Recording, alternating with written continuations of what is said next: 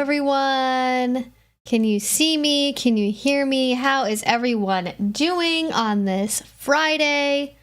Can't believe it's Friday. Oh my goodness, the week has just flown by, but here we are. I hope you all are doing well. I'm just getting the pop-up chat sorted here. New Bandita snoozing angle unlocked. She was on the couch and I didn't want to move her. She's still snoozing on the couch there. It's the stream of the week and we know it, and I feel fine. Well, I am glad that you are doing well, loud and crystal clear. We love to hear it. I hope you all are having a fantastic Friday. So, I have been in the bad habit of not doing the... Oh, why did my chat not sync? Oh.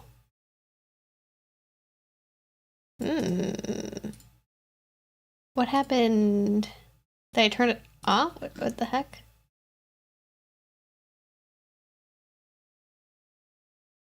Did I move it? What's going on there?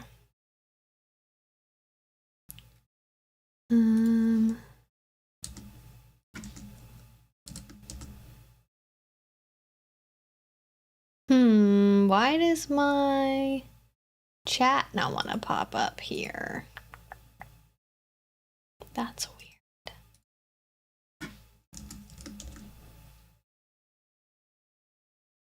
Huh, it'll show a mini thing of my live stream. What's going on there? But it's not liking... It's funny enough, I can actually see the chat that way. Let me try this again. Apologies. I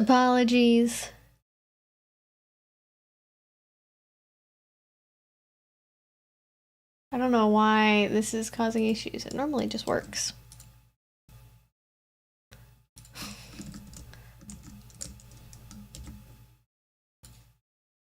There we go. Okay, I don't know why that suddenly was different, but here we are. Uh-oh, Bandita on the move. Looking something. Who knows, honestly, something microscopic, as is normally her way. So, as I was starting to say, I'm in the bad habit of forgetting to do my intro spiel until like 20 minutes in. So we're going to just get it out of the way, off the top. This is an 18 plus only live stream. If you are not at least 18, please do not be here, because that is for your safety, my safety, everyone's safety, because we talk about kink, BDSM, dating, relationships, polyamory, queer issues, pop culture, news, and such like. So we end up getting into topics where it's at the very least questionable to mix minors and adults giving advice to each other, even if in a friendly way.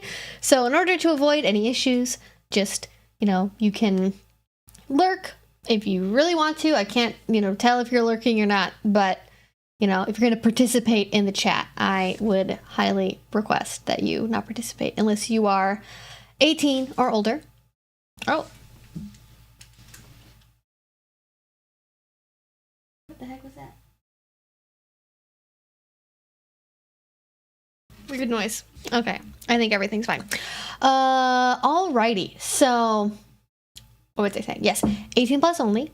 And then read the rules down below. If you have not read them already, I would highly recommend it, because we have links to frequently asked questions and answers to those questions down below. And then just be respectful, listen to the mods, listen to me, and I basically go around and I answer questions in the order they come in. You can also use a super chat. It'll pop up around here and it'll read it out loud, and then I will answer it right away. And we also have new special deal. If you would like to have emotes in the chat, we now have emotes available for the low price of 99 cents, because I cannot give them away for free, which is frustrating. So they're 99 cents if you want emotes, and they're very cute and they are fantastic. And we've unlocked all the ones that I have for now. So that's exciting. And they're all very cute, and I want to find a way to make them bigger on the chat screen here, so that way they're more easily viewable. But that is basically what y'all need to know before we get into the topics for today. As far as topics are concerned, as usual, I often have an idea when I get into the stream beforehand of what I want to talk about, but really it's whatever y'all want to cover. If you have any questions related to, dating apps, relationships, polyamory, queer stuff, kink, BDSM, power exchange, whatever flavor of stuff you got going on, I am a font of knowledge. Not about everything, but about a lot of things. And our little community here is also very helpful for answering questions and conundrums. It was like an accidental QI reference. I don't know why that was in the back of my head there. But so I had an interesting experience yesterday and kind of today maybe back this up for a second. I am not normally someone that really deals with drop all that often. I have a pretty set routine at this point in my kink career where I very rarely deal with any kind of extensive drop. I just do the fun things I want to do, and then I have my protocol I follow for aftercare, and then unless it's a really big party weekend where maybe it's an event, a conference or something, and I'm doing, let's say, 3 to 6 scenes over the course of a weekend, that I will have some drop from inevitably, because that's just so much play. And typically in those scenarios, I'm not only ever playing with people that I know really well, that I have a more set routine with. And outside of that particular scenario, I don't really deal with drop that much because of the routine I have built up. But for whatever reason, yesterday, as people on the Thursday chat knew, I started to deal with drop like immediately after the scene. And it got me thinking about how if you were someone that is maybe only vaguely aware of kink, like maybe you've read about it in a fan fiction or something, and you try it with a partner, you do something, you mess around a little bit in the bedroom, and then you feel drop afterwards, like the message you're going to get from that is that like kink is awful and I should never do it, and this is the worst idea, this is damaging to people, kink is bad. And because I know about drop and I know that it's just the natural consequence of participating in these kind of activities, it doesn't mean anything morally about the activity or whether or not it's actually good or bad for me, it's just neutral. I thought it might be good to talk about drop and aftercare and Subspace, which, we can have a conversation about how Subspace affects drop too, because that's a whole other thing. And I just, I was thinking about that because we don't it's a really important part of BDSM, but I feel like it gets kind of lost in the more zesty conversations that we tend to have here and are oftentimes occurring on social media. I don't know, this week I also saw actually, for once on FetLife, I did not log in and immediately find out that a new person is being accused of a consent violation. So that was cool. But I did see discourse about power exchange versus authority transfer again. And I still feel like that's a little bit of a arguing in circles. It's sort of a distinction without a difference is what I would call that for the most part. I think it's more about what term resonates with you and mentally works with your flavor of dom sub, power exchange, authority transfer, whatever your dynamic in general is. Whatever term works for you, that's what floats my boat. But I thought we could also maybe talk about that a little bit too. But that was a little long to put into the stream title. So I didn't include that one, but it was a conversation. I'm curious if anyone has any strong thoughts about that, because I especially see authority transfer as being more associated, though not exclusively associated, with the leather community and older kinksters who, and it's sort of it's not entirely, because I think there's more of a difference between SSE and rack, but it's a little bit of an SSE versus rack conversation where, well, who gets to decide what safe is? Who gets to decide what sane means? And the original onus of safe, sane, and consensual was not about literally making a line in the sand of what safe and sane is. It was just a cute reference to a commonly said holiday phrase that people of that generation would have grown up hearing, and it was supposed to, in general, in a non-specific way, go along with the sentiment behind that phrase, which is, don't do anything that would cause you to blow your head off. Just be reasonable is essentially the extent of what that originally meant. And then people got persnickety about the particulars, and then we have rack. And I feel like with authority transfer, it's the same, because people take issue with the exchange part of power exchange, where it's like, well, but I don't, my dom doesn't give power to me. And I thought about that for a little bit, and I'm like, it really depends. Because I think if you're in a service relationship, I think that there is an element of power that your dominant is giving to you. Like, if your dominant tells you, your job is to make my breakfast and pick up my work clothes and make my meetings for me, you have power there. Like, you have like, if you're making somebody's breakfast every morning, like, you have power over, like, potentially their energy levels. You could, like, poison them. Like, I mean, that's kind of extreme, but, like, there's a vulnerability that's being created there. So it's not even like power in the sense that, ooh, I have authority, like the ability to dictate to this person, which I think is how some people perceive, like, power means, like, I have the ability to dictate to this person. But if you are taking over an element of autonomy for somebody else, even if, you're being ordered to do it, like, you still have a, that is a kind of power. Like, that is a kind of power to have, the ability to set someone's schedule, to, take care of important things in their life. But I don't think that's really what people originally meant by, that's just a correlation that I saw. But yeah, authority transfer versus power exchange is, like, I don't think we're ever going to get to the bottom of that one. I think people are always going to have differences about it. Like, in the same way that people argue about, like, bisexual versus pansexual, where, like, for some people there's, like, a very bold line, and for other people there's not. It's just very individual, which is okay. But not everyone's comfortable with diversity of opinion, unfortunately. Some people just want to, have it be one way and that's it. And, just have a very definitive, bold answer, which unfortunately is not the way the world works most of the time. Least of all with BDSM. Ooh, gonna work on my Halloween costume while I watch. I have honestly been so preoccupied with going to a convention next weekend that I've, like, not thought about Halloween at all. Not thought about it at all. From my understanding, the people I know that are doing things for Halloween, it's going to be, like, the weekend after Halloween. So it's going to be, like, November 2nd, which feels a little late for Halloween. But I will probably end up doing... Actually, before I started to stream today, I was looking at red circle lenses again, because I haven't bought circle lenses in years, and my favorite line, they no longer make anymore, and I'm very, like, I'm like, what do I replace this with, because there's nothing else that's quite like it, which makes me sad. But I'm going to try to find a close replacement, and I'm probably just going to end up being a vampire again, because that's, like, easy. I don't have to spend any extra money on it, because my wardrobe is already basically there. I just have to, get some fake fangs and, wear red contact lenses, and there we go. So I'll probably end up doing some kind of, like, group vampire cabal costume.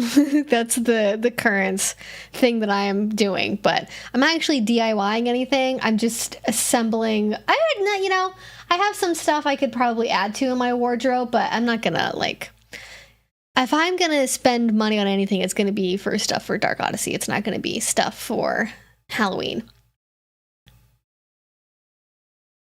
Sadly, Halloween falls on Thursday, so I'm thinking at work I'll be a bear, and for my daddy dom I'll be a sexy bear or Playboy bunny.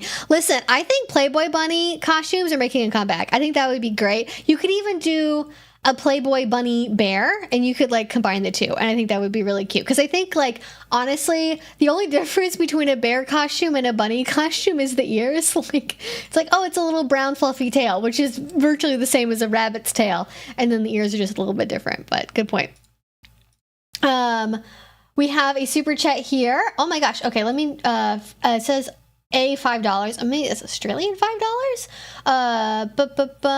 Just trying to get your attention in regards to my post in chat. I go in the order of things coming in, but we're not too far into the stream, so I can probably see it. Wait, who is this from again? Let me look.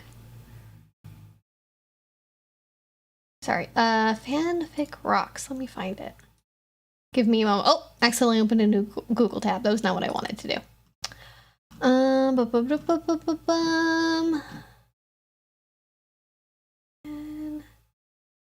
Okay, good. Glad I saw that and it was caught relatively quickly, because otherwise this would be a lot harder to find.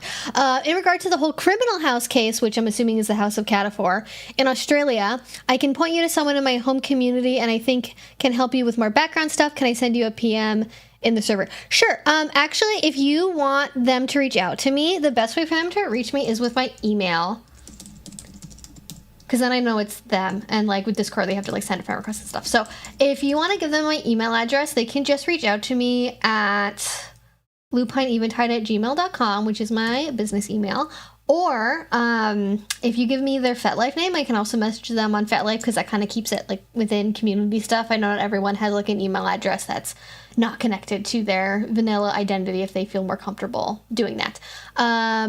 Or you can also, if you want to coordinate something, you can also send me an email to that email address, and we can coordinate about that. I know I've gotten actually I've been following more people in the Australian BDSM scene. I'm planning on doing a follow-up video, probably not until later in November, because there's more. So this feels weird to call it a spoiler because it's not a TV show, but like, if you're only keeping up with this via my videos about it, the House of Cataphor, which was the Australian BDSM cult as labeled by the media, there was finally today, or not today, but earlier this month, there was some sentencing for some of the charges in the case, which was confusing because there were outlets that reported that all of the charges were dropped, but then he got put back in jail because he violated a minor allegedly. It's a whole thing. So he had some charges that I don't believe are related to that case. That it was actually related to, if you saw the Four Corners documentary before it got taken down, I actually have a recorded copy of it.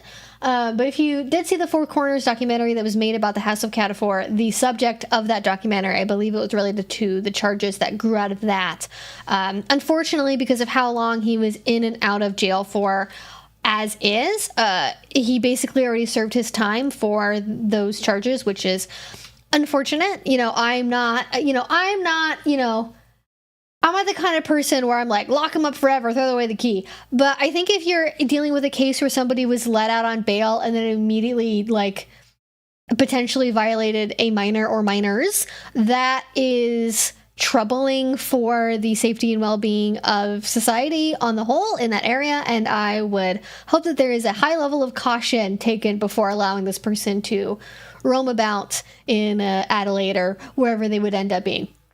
So that's happening, but I know there were also some more recent charges that are now being evaluated, and that's going to be in November, I believe. But because I'm not Australian, it's a little bit harder for me to keep up with all the news, and I'm trying my best, and especially because I don't know directly the people involved the way that some people in the community down there do. It's a whole thing. Like, I cannot imagine, is it possible to tee everything up on the server? Is it just easier for me? Possibly. I don't know what tee everything up in the server. I'm assuming that you mean my server, but if they're not, okay, I will think about this, and get back to you, because if they're not in my server, then how do I coordinate things with them? Like, it's a whole deal. But I'll think about it. But email's best, for me. Sorry for the 4-pack question in chat. No worries. I'm going to try to get to as many questions as I can. But yeah, the Australian BDSM case is still ongoing and it's developing. And it looks like some degree of justice is being served, which frankly I didn't have much hope for in this case. I thought everything would just be thrown out, mistrial, whatever. This most recent set of charges do seem to be a little bit of a slap on the wrist, just because like he already served all the time that was given to him by that sentence. But there's more charges, more sentencing going to be happening, and who knows what ends up coming out of all of that. And also a lot of it's like very private because of the nature of the allegations and the cases involved. But that's a whole different thing. Oh, okay, cool. All right. Apparently there's a 4-part question. So I'm going to try to get to that. So let's get back over to that. Shall we? Okay, let me get back to where I was in the chat. Who is that from? I gotta keep track of. Sometimes when people don't have usernames, like they don't have like profile icons, it's a little bit difficult for me to keep track of who says what. So I have to think about what I'm reading carefully. But if it's a 4-part question, it'll probably be easy to spot. Ooh, been watching for a little bit now. Just wanted to say thanks, Evie, for giving me the courage to come out to my wife about my kinks and become her TPE slave. Whoa, big moves. Big moves happening. That is fantastic. That is great. Thank you. I am so glad that I could help you with that. And that's a big thing. And like, listen, somebody in my life has told this to me, and I will repeat it to you. If you don't ask for it, you're not going to get it. Okay. You can only, like, I've had those moments of vulnerability myself where it's like, oh, I've been debating. Do I talk about this? Do I not bring it up? And if it, like, there is a risk benefit analysis you need to do based on how likely you think it is that this person is going to be receptive or not, of course. Like, if somebody would kick you out of the house and divorce you immediately and take full custody of the children, you know, be careful with that. But if you think they could be open to it, and you have, like, that history of baby stepping trust-wise into more and more vulnerability, just keep stepping into more vulnerability. And then it works out great. And then it's fun. And then you get to have the life you want to have. Because if you don't ask for it, you're never going to get it. And then you could go for a very long time not having the relationship of your dreams. But that bravery is really hard. And that's, like, a really, really big step. Ooh, I'm hosting a PJ party the weekend before Halloween. PJ spooky coloring pages, friendly Halloween movies, fun snacks, and even a piñata. Okay, that is something that blew my mind about moving to the Pacific Northwest after, like, living in the Southeast. It's like no one does piñatas for anything. Like, that was a staple of my childhood, was the piñata. Like, every party had a piñata. I'm gonna see if I can. If I end up going to the Halloween party the weekend after Halloween, I'm going to see if I can swing for a piñata and convince people to do that. Listen, adults, I think even vanilla adults would love a piñata. I think that's a great addition. I'm a big pro, especially when you can fill it with whatever you want. It's one of those, like, self-filled ones.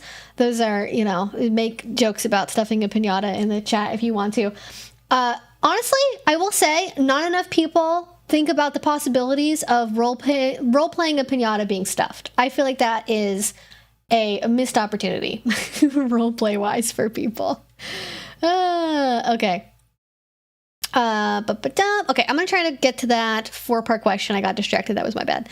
I want Halloween to feel like it did when I was a kid again. So true. I actually got a flyer in the mail for a trunk or treat that's happening near here, and I am like, I'm like hardcore anti-trunk or treat, honestly. I think it's good for some areas where, like, walking around at night isn't feasible, like if you don't have, like, good sidewalks and stuff. But I feel like regular trick-or-treating is a beautiful thing. Okay, ooh, okay. So I found the 4-part one. Let's all read this together in suspense. Hi, Evie. I work for a company large enough to have its own subreddit. Ooh. So, like, I don't even know how large that is. I'm gonna, like, I don't know. So large enough to have a subreddit, whatever that means. I was reading a trending post there and noticed some very unique details that seemed to fit a situation in my small team. Ooh. Interesting. I let my curiosity get the better of me and went to the user's profile. Within a few minutes, I was able to figure out that it was a specific person on my team, based on their activity in other subs and general knowledge of that person. Oh, one of these happened to be for kink. Oh, I was like, how is this going to tie back around to being about kink? Or, like, polyamory. I, like, didn't know where this was going to go. I'm in the scene, too, so obviously I'm not judging. I'm just wondering if I should let them know that I found it, so they could maybe consider using separate accounts for work versus personal posts. Or should I just keep the discovery to myself? Thanks for any advice. So this is a tricky one. I think whenever you're in doubt about stuff like this, if your company is big enough to have a subreddit, hopefully it's big enough to have an HR department. So do not take this as HR advice.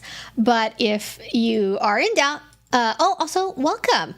Welcome to the Lupineers. We have a new member. So yes, for me, if I knew the person well enough, like if we worked together regularly and we were on a first name basis, I wouldn't even mention the kink specifically. I would probably say something along the lines of, okay, so it was on Reddit and they were posting It was a trending post because it wasn't them answering like a user question. They posted something. I would probably just handle it very tactfully. I'd probably do it in person. I wouldn't do it over email or something. And I would say, oh my gosh, thank you. Twixie has gifted 10 memberships. Thank you so much. That is like, there's probably a taco deal at Taco Bell that's like worth that much money. So congrats to all the new members. So I'd do it in person. And I would be very subtle. And I would just say, I was browsing the company subreddit and I came across your account, and I just want to make sure that you know that there's some pretty personal stuff that people can easily find on that account. And not even tell them what to do about it, not even tell them that like it, like, you don't even make it like a threatening like warning thing, like, oh, like you're going to be in trouble if like the boss finds this. Like, don't even go there. Just put them on notice that that is something that you have noticed and that therefore other people could see it, and then they can choose to act on that in whatever way that they want to. And it's really nice that you're concerned about your coworker and that you don't want them to like be outed or to maybe have trouble with management or to cause a reputational issue with the company. And, let's say you notice that they're still mixing those streams and maybe there is an uncomfortable amount of crossover. And, I don't even know what that would look like because I don't know what kind of company you would look for.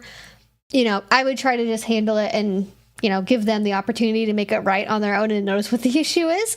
But not everyone is, it's not, I don't know. I'm not, when I worked in the vanilla world before I did this job full time, I worked at companies that were very small. So we just didn't have any level of, we didn't even really have an HR department. Like, we just had like one lady who did like accounts payable and HR and like a bunch of other stuff. So I didn't have to deal with these issues quite as much as, maybe if you're working for, saying this is, I'm not saying you work here because, I don't think this is the case, but like if you work for like a Google or something, right? You work for a big company, that's going to be different. And you're going to have probably more concerns about doing something like this because they're probably going to have a lot more rules on the books, whereas my experience is very like small scrappy companies that don't necessarily have very clear pre-written guidelines about stuff like this. So but if anyone in the chat has any kind of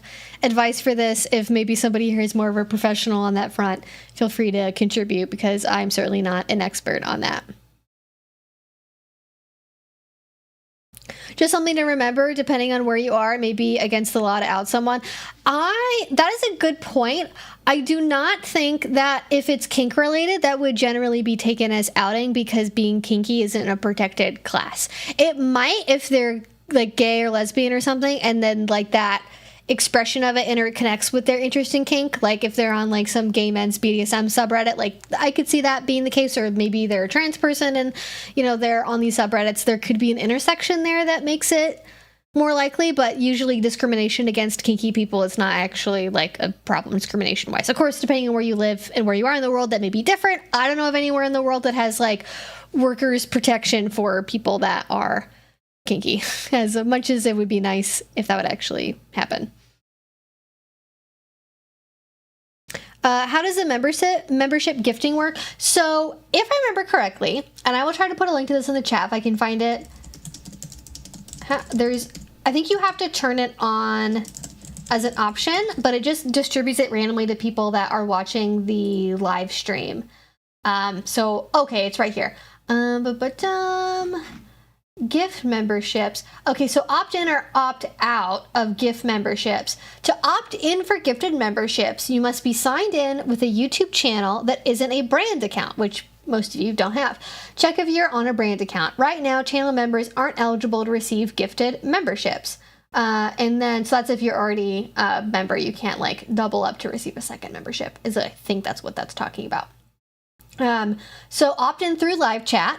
Go to an eligible channel's live stream or premiere. Within the live chat, select Allow Gifts or select the pinned membership gifting. Confirm you'd like to opt in by turning on the Allow Gifts switch.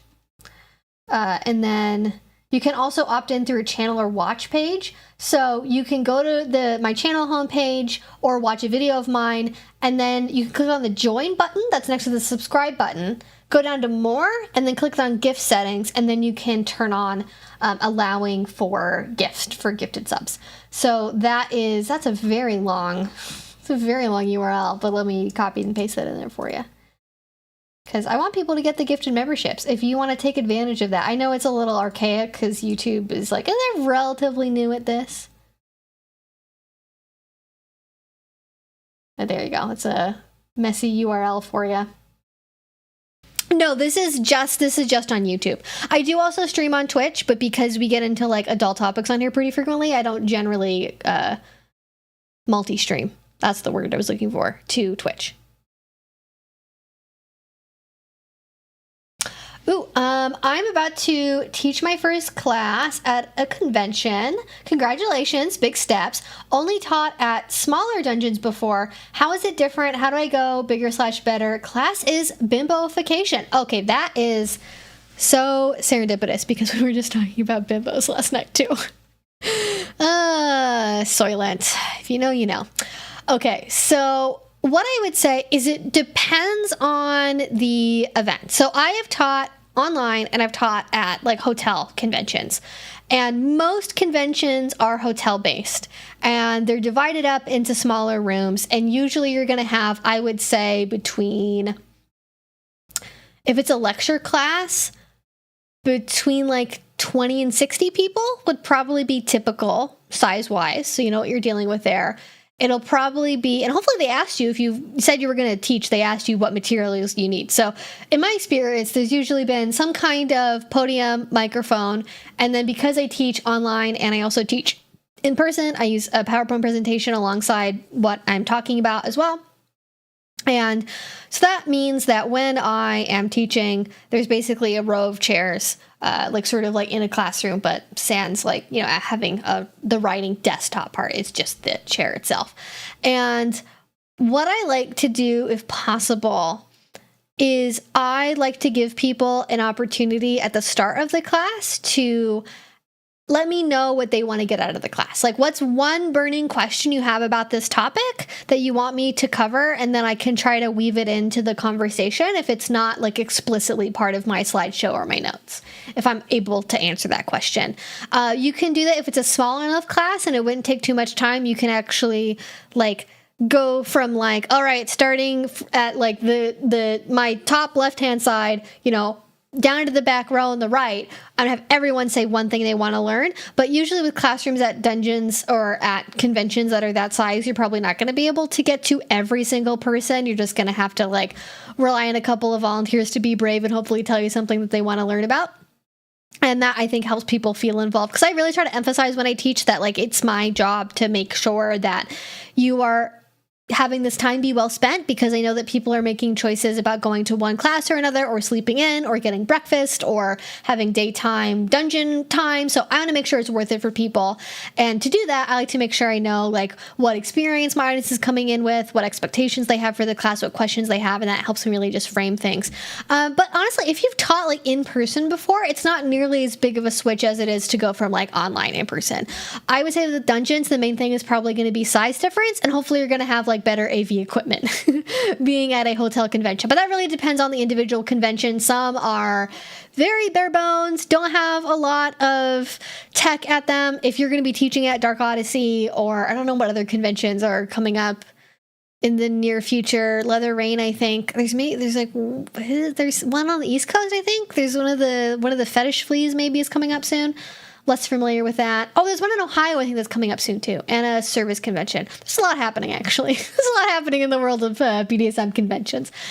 So, yeah, if you're going to be teaching, it's really just the size aspect of it. And then just, like, check in with people. Make sure, you know, when you're first starting, if you're using a microphone, like, hey, can everyone hear me? You know, do all that kind of basic stuff. But that's more or less what you need to know. And then I would say, you know, make room and time for questions. And also, too, and this is my own personal pet peeve, don't put all of your information on the slideshow. If people just wanted to watch a slideshow, they could, like, pay for one on Gumroad. They don't, like, the value, I think, of the class is the material you have for a presentation, plus your unique opinions that you're offering, plus your notes that are maybe not on the slideshow and like further exposition on something, plus interactions with the audience. And that's another thing too. If you're in a big group of people, and this is something that I don't think a lot of folks are really good at handling, and so I will tell you this too.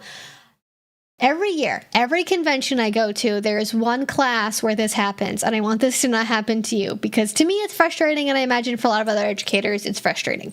You have somebody that is like well-meaning and is very earnest, but they try to make the class about them.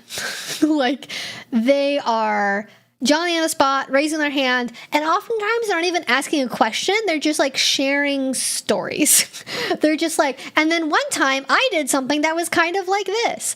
And, that's there are times where if you're doing more of a discussion group or you're doing like a roundtable discussion, that is more beneficial because that's part of it is sharing stories back and forth. But if you're giving a more traditional lecture, you probably don't want someone to like raise their hand and then take up like 5 minutes of your precious, maybe hour and a half, hour and 45, 2 if you're lucky, to be able to get through all the material that you have.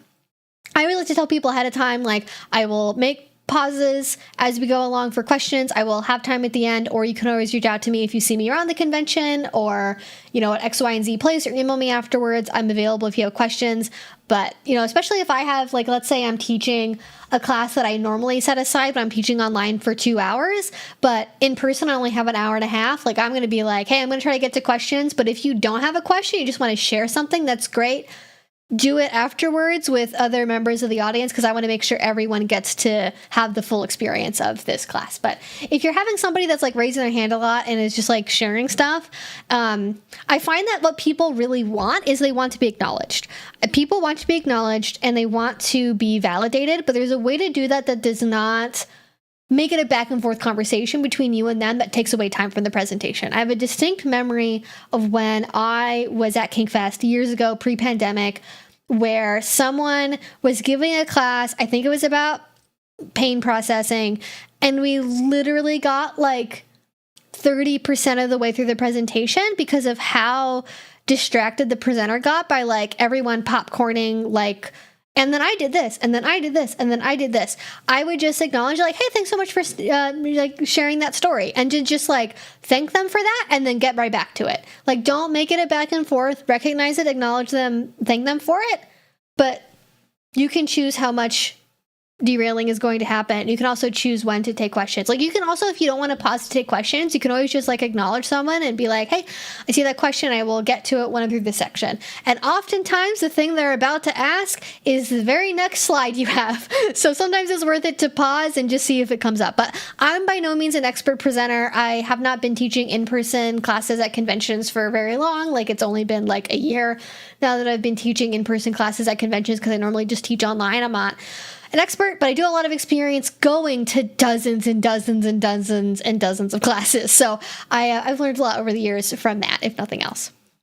Which reminds me, I should update. I try to keep track on FetLife of what classes I've taken and where and who they were by, because it's a nice little like time capsule for me, and I've not updated that in a minute. Oh, what happened to my YouTube live stream? That link just died. What happened? Oh dear. Am I still live? I've heard tale that there is Connect streaming software. Oh, no. Okay. Whew, I was very worried for a second that we just like fully disconnected. It's a hotel convention known as KinkyCon in New Hampshire. Okay, so it's one of the East Coast ones. Gotcha. Biggest struggle is people super sexualizing the class compared to other topics and like wanting to use it as an exhibitionist opportunity. Ooh, okay, I totally get that. So at the very beginning of my presentation as well, I like to give the opportunity to like set class norms. And because of the topics I teach on, I don't generally have to make a disclaimer about like sexualizing content. But maybe for you, you could, like, when people are coming in, you can just have this on screen on the slideshow, or at the beginning of your presentation, you can just, like, get this right off the bat. You can just set the ground rule that, like, hey, in this classroom space, I would appreciate it if audience members could avoid sexualizing this topic, and by that I mean like don't do this, this, and this, like whatever it is you don't want to see, and then like explain why, or even you could state it in like a positive way of and I'd have to like workshop what exactly this would look like based on the topic, but something to the effect of like, you know, we want to respect everyone's different experiences in this classroom of what bimboification can be about. And so in order to do that, I would appreciate it if we did not, you know, do XYZ thing or like get focused on this topic, or even just like tell people from the outset that like, hey, in the way that I personally teach and talk about bimboification, I don't talk about it from this particular lens. So if you're expecting that, we're not going to go there, and just set what those granular expectations are. And hopefully that'll keep people more on track. But as long as you're the one who's up front and in the classroom, you know, setting, it's not a roundtable discussion and you're just directly lecturing, you have the power to choose to take questions or not, or to choose to like invite more participation. And you can also, like, if people just start like spouting off without even raising a hand first, you can just politely remind them like, hey, I'm so great that you want to share that and you're super excited about this topic, but you know, we only have X amount of time to like get through this presentation, so if you could hold that until the end, I would be super grateful. Like, just tell people what you want and diffuse it as much as possible, and hopefully that'll give you more to do. That'll be productive.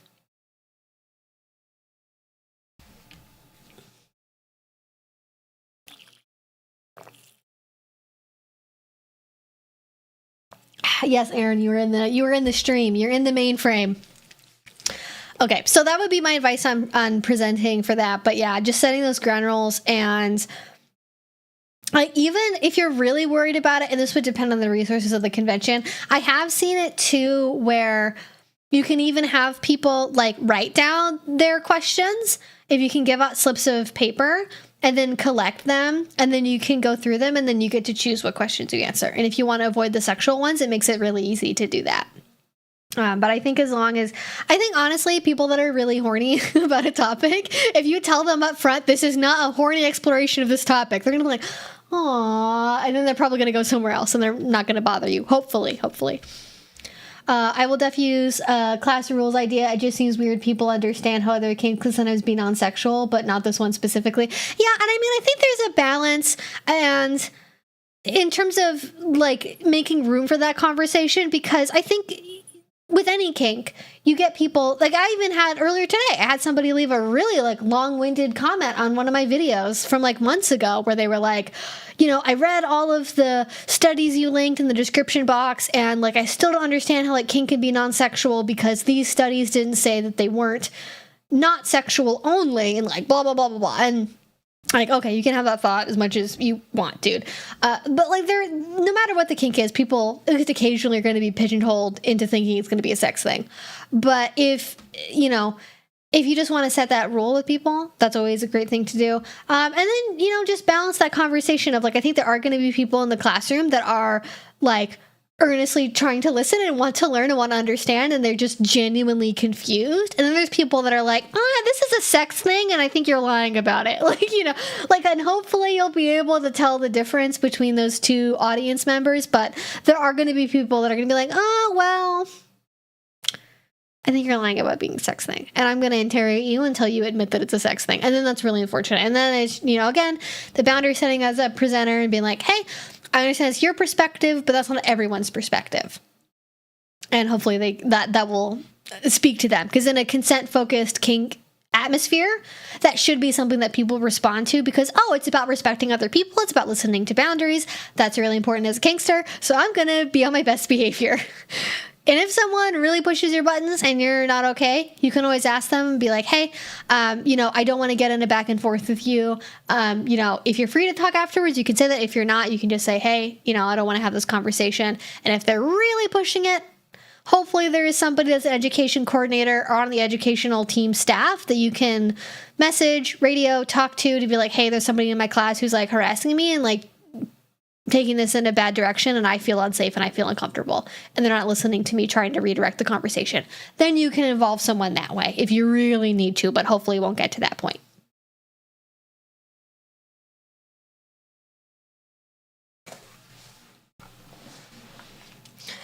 Aw, 9-year-old kitty. So cute. Oh, I saw a super chat. Let me get to that. Did I miss it? Okay, wait. Let me I'm gonna rewind on my own stream here to see the super chat. Is this from I gotta give me a second. Dark Desires says, exactly 1 year since I found your channel this week. I know because of my brother's birthday. Oh, interesting connection. Watching your channel has helped me with mental issues that I did not know I had. Now I go to Munches and feel overall much better. I wanted to say thank you. You are so welcome, Dark Desires. I'm so glad that you are feeling better, and that is why I do what I do. Because I feel really privileged that I get to be in a position where I get to help people, and genuinely you all are learning from my journey when I talk about things. Like when I'm talking about, mental health stuff or guilt or shame, or I have a video actually I'm making based on a topic we had last week about performance anxiety.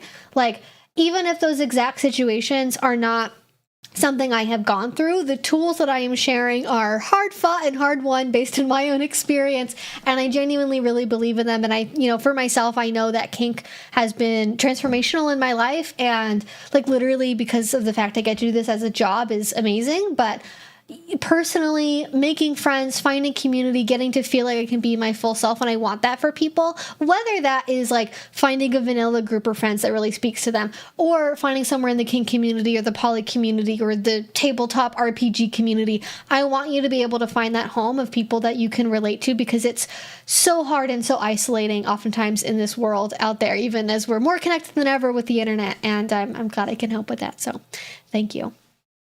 I might use a co-teacher just for that aspect, LOL, for one of my classes at the dungeon. Someone showed up in a, bra, panties, and wig only for a class. Never seen that in a robe class, LOL.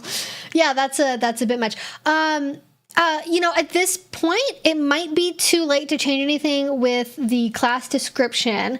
But, for example, I have a class that I'm working on that I'm not going to spoil the topic on because it's going to be a good one and I'm excited to teach it.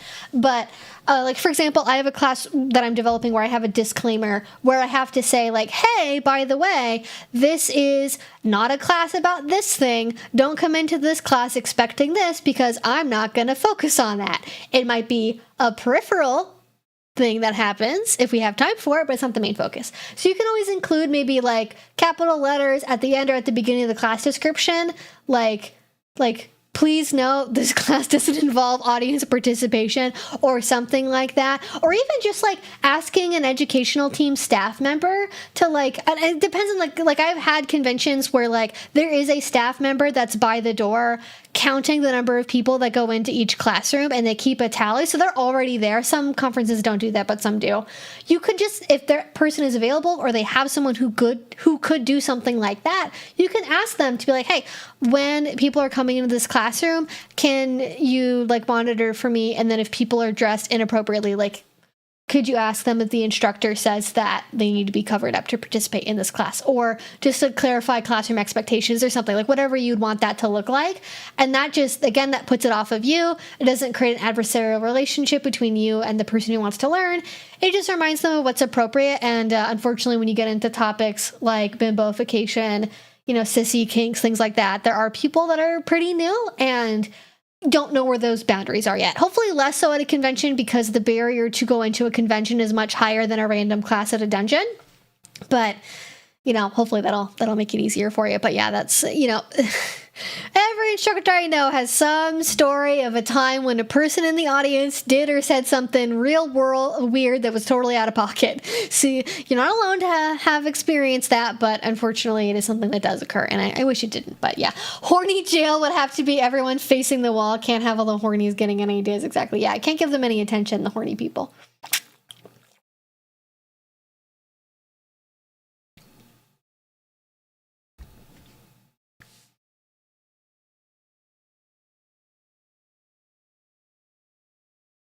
All right, so good question. Hey babes, Newmeyer Briggs just dropped. The categories are TB for top bottom, MN for morning or night, CT for call and text message, and DC for dog and cat. That actually is probably more accurate than the Myers-Briggs in telling you about a person. That's very funny. I like that. Oh, goodness. Oh, awesome. Hey, Evie, me and my girlfriend just wanted to let you know that in the few months since we have discovered your channel. It has been incredible for our development in the BDSM department. You are so welcome. We are always so excited waiting for new uploads to see if it's something that we may like. Well, if you like to leave ideas for topics that you want to see me cover, you're always free to share that in the chat. I can't promise that I will cover it, but, you know, like last week, we had somebody ask about performance anxiety, and then I sat down this week and I made a whole, like, 35-minute video about it. So, like, not about that particular person, but the topic of performance anxiety and, like, how to cope with that. So, you know, feel free to share. You never know. I might just grant you your wish. Did I miss your question? I did not mean to if I did. All right. Sorry, I was just following up because I went way far back in the chat, apparently. So actually, let me back to some questions from earlier that I didn't get to yet. And then we talked about how does the membership gifting work? Yeah, kink isn't protected at all. Yeah, I know someone that like got fired and they're like pretty sure it's because they were found out to be kinky, but they can't prove anything because they were not told why they were fired when they were let go by the company. So remains a mystery. If some of the posts imply that they speak for the company and they're also publicly kinky on the same page, it could be a problem for said employee. That's very true. Yeah, it's one thing if it's like, because like different subreddits are different, and like it like if you're using that as a way to professionally answer user questions about a product that you're selling or about a company or a service you offer, that's very different than like, I don't know, like the PetSmart like the PetSmart subreddit is full of employees that just like talk shit and complain about working for PetSmart, as opposed to like answering user questions. So like it depends a little bit on the nature of the subreddit, like how dangerous it is. But yeah, anytime you're mixing professional and personal life stuff, especially on the same social media account, it's gonna be a problem. And then I answered the one from Maven.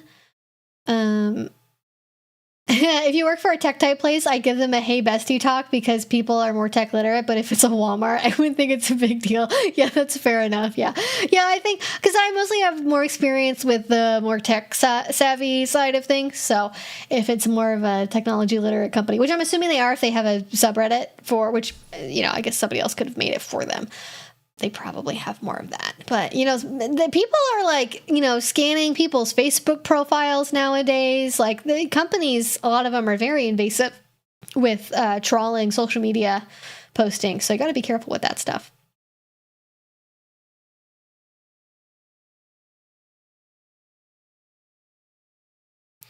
I'm not a woo type, but it is a noticeable trend when a theme or topic crops up multiple times in a short amount of time, like a type or energy or something. Yeah, I just think that like certain like things in the environment like prompt people to think of things more often, like the weather changing or maybe things happening on social media. You know, it just or something just becoming more popular, and it's just like noticing that, like noticing the start of that trend, because things always come and go in kink, right? Like, you know, pet play and DDLG and all that. Maybe it's gonna be bimbo summer next year. Last year was brat summer. Summer 2025, bimbo summer. Because it's got, think about it, brat, 4 letters, 2024. Bimbo, 5 letters, I think. Yes, 5 letters, 2025. I was about to be like, I'm showing off my bimbo side if I don't know how many fucking letters are in the word bimbo. But yeah, you know, it could happen. It could happen. 2026 femboy summer. It's happening. Mark my words.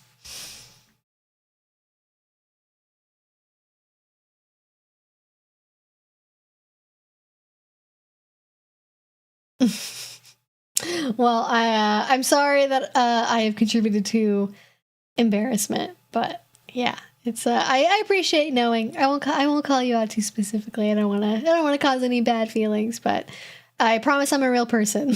There's no need to be embarrassed. I hang out with my dog. I make carrot soup in the winter. I fold my socks. You know, just all normal people stuff.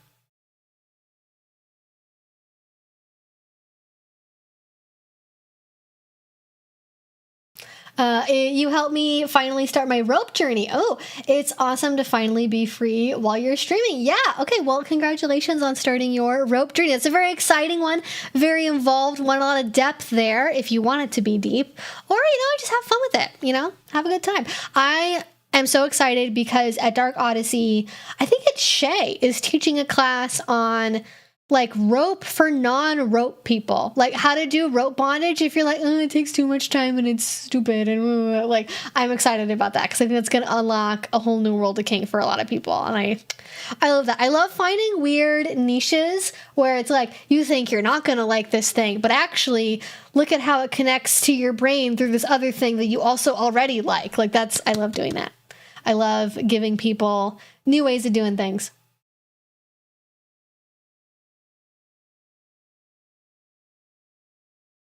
Yeah, fair enough. Yeah. I try to embrace / respect that sissies, forced femme / what is that? Sorry, my chat window is very small. Etc. are sister kinks with bimbo, but I really have to constantly work on my patience and acceptance. Hey, that's what your kink, not my kink, is all about. It's all a journey. When they seem to want to be the only focus or see it as a purely degrading, as if embracing femininity is only that, yeah. Not embracing the complexity of kinks and the diversity of experiences is always fraught. And, hopefully that's something that you can encourage in the class, is just that diversity of opinion and that nuance of like different people feel and relate to this differently. And that's okay. We have a super chat here from Mr. Beansman. Hey, Evie, loved your Locktober video. Miss and I are still working out what chastity looks like in our dynamic. I'm going to surprise her with a special jeweled key for my cage. Oh, that's so precious. Thank you for sharing. I love that idea. A jeweled key. That's very cute. I love that. Especially if you get colors that like match them. If you know that they're like, oh, they have all their gears red or green or whatever. You just make it match with them. That's so great. That's a great idea for a gift for a key holder. That's perfect. Thanks for sharing. Yeah, I did a video about October if you guys haven't seen that. And I haven't done it yet. I may end up, at this point, it's probably going to be a retrospective because just how my schedule is working for filming videos. But I'm going to have to post something about, like, what the F happened. I'm probably going to call it, like, what the F happened in Locktober because, like, I don't know what's happening.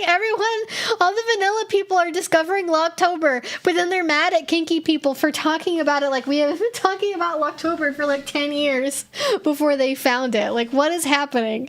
It's like, oh my God, getting accused of stealing a phrase that we invented. How original.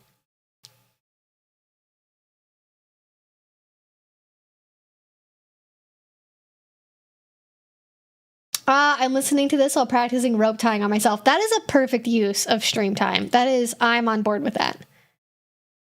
Okay, I don't know why my, like, chat keeps, like, closing for some reason. I don't know, it's, like, crashing. Maybe we just need to update Google Chrome. Okay, give me a sec. Where was I? Ooh, a good question from Plate. Do you have any advice for managing delayed drop? Sometimes I'll get droppy a day or so after a scene when I can't get in contact with my sir. I find it harder to reach out when I'm in subdrop. ... Okay, I don't know if that... I don't think that there's a second part, so I'm going to assume the ... is just a stylistic choice and not an indication there's a continuation of the question. So, a great question, Plate, because I generally experience drop on a delay. I think it's pretty typical based on what usually facilitates drop, that there's going to be some kind of delay. But now that you know that is what happens for you, you can plan for it. So that's good news. But when you can't get in contact with your partner ahead of time, it might be worthwhile, and this is going to sound cheesy, and I'm going to tell you, it is okay for it to be cringe and cheesy if it helps you. So don't embrace the cringe, all right? Embrace the earnestness and the cringe, which most times when it's good cringe, it's actually just being earnest, and people are scared of that for some reason. But you could ask them ahead of time to maybe, like, send you a reminder, like schedule in advance. Like, I don't know if all messaging apps do this, but I'm pretty sure on Signal and on Telegram, you can schedule a message to be sent out. So that means you can, like, have your partner type up a message in advance, and then that way you'll see it, like, the next day in the morning or at lunchtime or whenever you normally, like, feel like you need the pick-me-up boost from your partner. And they can just have a nice little, almost sort of like the text equivalent of getting a little like love note in your lunchbox. Or if you live together, you could also like literally do that. But I'm assuming when you say that you can't get in contact, that means that you don't live together. But it's like that little nice reminder of like, hey, I'm thinking about you. I care about you. I can't wait to reconnect with you. Whatever is true and honest and would help you feel better, you can set that up for yourself ahead of time and ask them to do that if you know you're not going to be able to get in contact with them right after a scene or like the next day.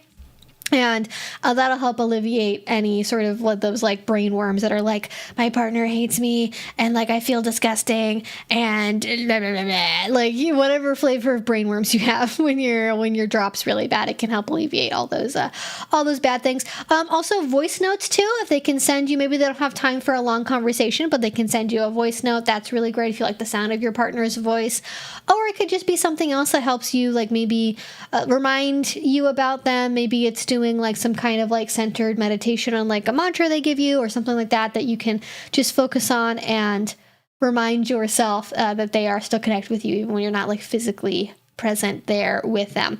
It also might mean that you could do with some more aftercare in the moment and sort of like cope ahead essentially before you actually get to the point of dropping, where you can go through the whole thing of asking for the reassurance and having the cuddles and just getting like, don't judge yourself too much about, or at all really, with however much verbal affirmation you need, because it's very individual. And some people are like, they need like a single good girl and they're out the door and they're fine. And some people are like, okay, I know that we talked about this like 10 minutes ago, but I'm having the feelings again, and I know this is dumb, but can you like just remind me how you feel about me, because the brain worms are telling me that you hate me. Like just give me information I need to correct what my brain worms are telling me. Yeah. The problem is that it is hard to tell if I'm going to go into drop because it isn't consistent. True. I mean, honestly, if you're not sure and it's not that much of a difference, like I think that it's in the calculus of all of this. It's probably worse to not have anything pre-planned and then have drop that ends up being worse because you didn't pre-plan for anything, versus overdoing it during times when you need drop, when you need help with your drop. And like, sorry, I just totally lost my train of thought there.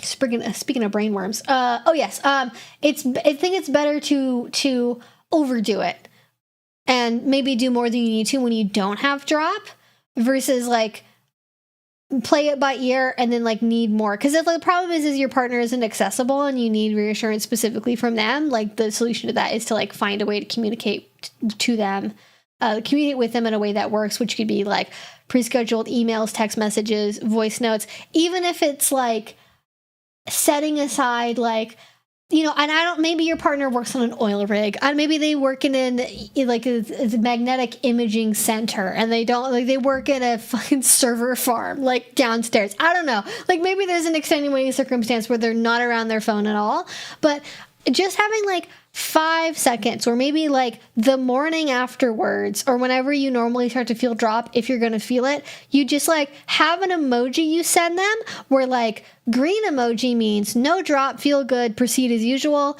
and red emoji means bad, drop is happening, you know, now we need to have the backup plan executed. And like the backup plan is, okay, we're going to set aside like maybe some time during lunch, maybe some time in the evening after work, maybe some time before bed, just to do like 5 minutes of reassurance, talking things out, you know, having a short voice call, having a short video call. You know, maybe they send you something that maybe they can't get to it right away, but over the course of the day in bits and pieces on breaks or something, they put together something to send you. But hopefully, unless they're in a really extenuating circumstance, they're going to have some ability to contact you and to like know what you're doing. But especially if it's not consistent, I know that it's hard to know exactly what to do in that scenario. But that's what I would do. Pre-schedule when possible, or at least have some kind of like default next day. Every day, no matter what, we're going to check in. It's going to be really short. And then if we do have something that comes up and there is drop, then we're going to do XYZ thing. And that could also just look like a lot of self-care. Like honestly, mostly for my aftercare, I basically need, depending on the scene, occasionally I will need verbal reassurance from a partner that they still like me and I'm not just like a fun object to them. Like if I'm doing more like degradation-y things, that's really the only time that I need reassurance verbally from a partner. Like most of the time I'm just like, that was fun, yay, and then my body feels like garbage the next day. So like for me, my drop caretaking tends to look more physical, which means like looking at my diet. Like for example, like today for like my drop. So this is my fucking cocktail of a bunch of stuff that I've put together. So this is like creatine, electrolytes, magnesium supplement. I took like double my normal iron supplement today. I'm going to take zinc tonight before I go to bed. Like I do as much as I can to like nutritionally feed my body with like good protein. There are some foods that potentially can be beneficial for replenishing neurotransmitters. Usually that involves things like omega fatty acids, or like even not really for neurotransmitters, but as like a general feel good thing like ashwagandha. Like if you have like an ashwagandha tea or like an oral supplement you can take, that can be good if it's more emotionally driven and not like necessarily just neurotransmitter driven. But yeah, I just try to support my body with like rest, good food, and then taking it easy on myself and like, you know, doing things that feel good. Like when I was having really bad drop yesterday, I had popcorn for dinner, okay? I had popcorn for dinner. I took a bath and I had popcorn for dinner. But you know what I also did? I had my full dose of creatine. I took my butt to the gym and I had a great time exercising. I put my ass in bed early. And I decided to not set an alarm, and I let myself sleep in. And that's what I did. And that's what I needed. And I mostly feel better, except for I have some, like, pain in my upper back. But also that could have been from the workout yesterday. It's hard to figure it out. So, self-care is very monopolized by consumer industry. But honestly, most of the time, what it's really about for kink stuff is, like, listening to what your body needs. And if that's rest, do rest. If you need to have... You know, I recommend, again, protein, like just a variety of things. And when in doubt, just like, what do you think healthy food is? Like, I picked popcorn specifically because it's like, it's high in fiber and it is a comforting snack food, but it's not like, I know it's not going to make me feel like garbage the way that like having an ice cream sundae would. So like I made an educated thing that was like a comfort thing, but then also I knew was not going to like make me feel worse the next day because of like the fact I had a bunch of sugar right before bed. Yeah, definitely. Have a good night. Thanks for asking, Maven, and good luck with your class. It sounds very exciting. It sounds very interesting. Popcorn for dinner. One drawback of polyamorous and having multiple people to tell you that coffee or popcorn only is not dinner. Oh, yeah, I guess. I did actually joke with one of my partners I had popcorn for dinner. I thought it was funny. I did have, so when I say dinner, that was like my dinner meal. I did have other food. I had a protein bar. I had like, one of my partners gave me like leftover stir fry to have for dinner, and I had that like after I got back from the gym. So I didn't have only that as like food all day, but like my dinner meal was still popcorn.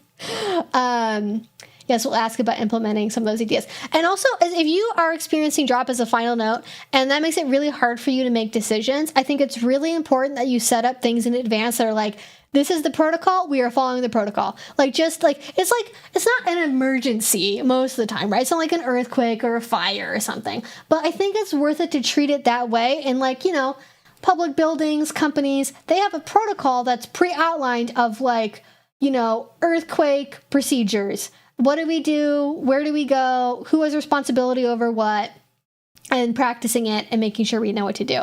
So for aftercare, that could just be like, all right, if we are experiencing drop, we're going to do this, this, and this as like a default always, regardless of if drop happens.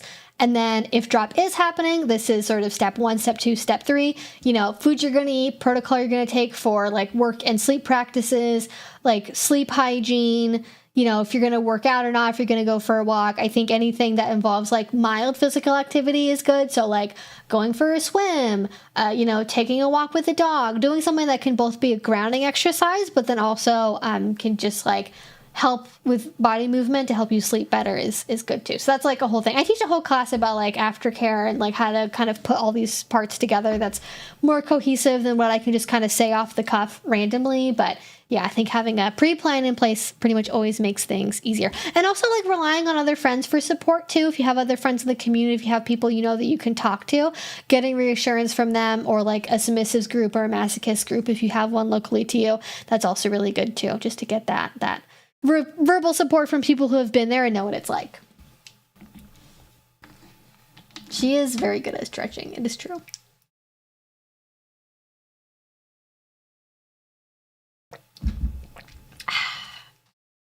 Okay. All right, let's get to some more questions. Great questions today, y'all. Y'all always ask good questions, but today I feel like we're really vibing. Oh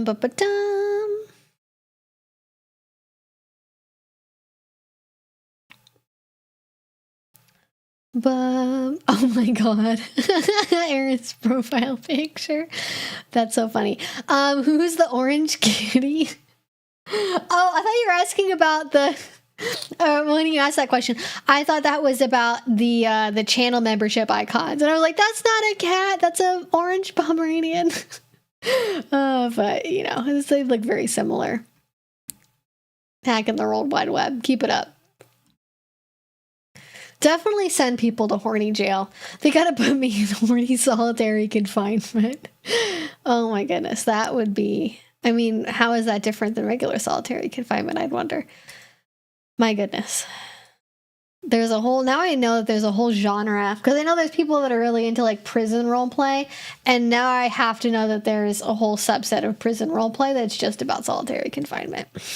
That is a thing that exists on the internet.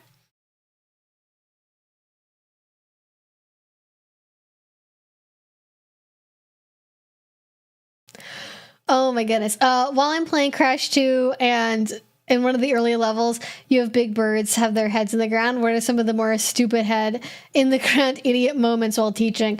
You know, I haven't really had that too much with like my classes. I think it's maybe the subjects I teach or like how I teach them. I don't know. I don't think it's anything that's like special. I just think it hasn't happened to me yet. But I've certainly witnessed a lot of like cringe teaching moments from other people. Like, again, it's been mostly people that just like don't understand the line between like asking a question, sharing a thought, derailing a conversation, and like being helpful and like contributing to something. Like people that just like make a whole thing about them. I think honestly probably like, and it feels like, I don't want to call this like an idiot moment because that's, well, it's kind of ableist first of all, but also like I think this person genuinely was really hurt, but it's one of those like two things can be true at the same time, like scenarios where one, this is like both kind of inappropriate for a class setting, but then also they were like legitimately in a lot of pain. Like there was a class that I was taking years ago, and it was either about like power exchange or masochism, like kind of a more basic intro class. And there was somebody who like, it was an in-person class, and they were like literally in tears like every like couple of minutes, like sharing more about their personal life story, and how they like had recently lost their dominant partner, and like how devastating it was, and how they didn't feel like they could ever be submissive again. And like essentially the class became like a support group for this person. And I felt really bad because on the one hand, I'm like, you know, I paid good money to be here, and like, I'm sorry that you're like struggling with this, but like, this is, you know, time and place. Like, that's not to make too much of a joke of it, but this is years and years ago. This was a very long time ago. But I like to see people who do that a lot, and this is, I think, why things like discussion groups and support groups at conventions are very important, because it gives those conversations an appropriate container to be in, so they don't leak out into educational settings where, especially the teacher may not be equipped to deal with that. And I would be, you know, as a teacher, I'm always like, it's weird to call myself that, I guess, but, you know, as someone who does kink education, I am always worried about like how to handle that, because I want to make people feel safe in the classroom, but I also don't want to make it so like, I don't know who else in the audience is going to be upset by that in turn. I don't know, like it could be upsetting for me, like I don't know. And I have to both respect them and then the other people who are also like spending their time to be in this classroom who maybe don't have the space to be able to hold for that person. So It's complicated. A lot of it ends up just being like people like getting really emotional during classes and making things really, really personal. Or honestly, the other thing I see a fair bit is grandstanding. A lot of people that grandstand like in a domly dom like actually, so I've been throwing bullwhips for 20 years, and according to a master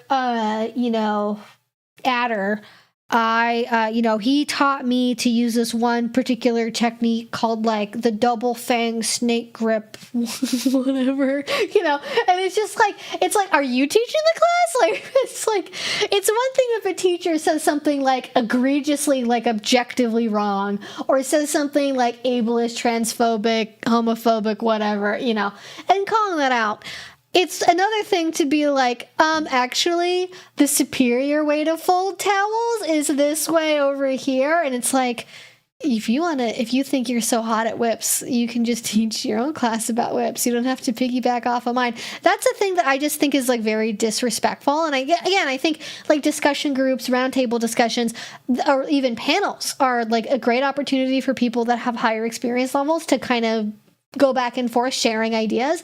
But a classroom lecture is not a sharing opportunity for you to grandstand about like, hey, everyone else in the class who's taking this to learn, prepare to waste 15 minutes of your life while I grandstand about how awesome I already am at whips. Like, okay, buddy. Okay. And then if they do it more than once, I would say that and I think I've actually heard somebody say this, which is where I've gotten this idea from, because I don't think I'd be brave enough to do this on my own. But like, if the 2 previous times somebody has shared something in a class, it has been a unprompted sharing and not an asking a question thing, and you're worried about them derailing it, you can just say, hey, I see you have your hand raised. I want to make sure, do you have a question or do you want to share something? And then most of the time they will tell you, oh, I just wanted to share something I thought might be helpful. And then you can say, oh, thanks for thinking of that. You can share that at the end if we have time. Done. Finished. Finito.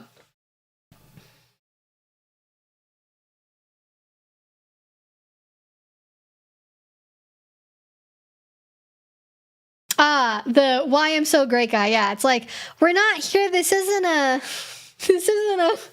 I don't know, like a partner finder. This is not a come here to get matched with your future slave. Like, this is just, we're just here to have a good time, dude. We're just here to learn stuff. Why are you making this about you? Yeah, and even some teachers will do that too. Like, there's a fair number of people who teach classes who really is just about like jerking themselves off and talking about like, I used to work at this porn company and I used to do this and I have this book and I published this and I got featured on this magazine. And it's just like, God, like, I'm sure that you're really great at like prison interrogations, and okay, I'm glad you worked for kink.com, but I want to learn something. I'm not here to like, this isn't an interview. I don't need to know what your accolades are. Briefly at the beginning, giving your bona fides is fine. Don't make it 20 minutes of the presentation, please. But yeah, people are prone to doing that.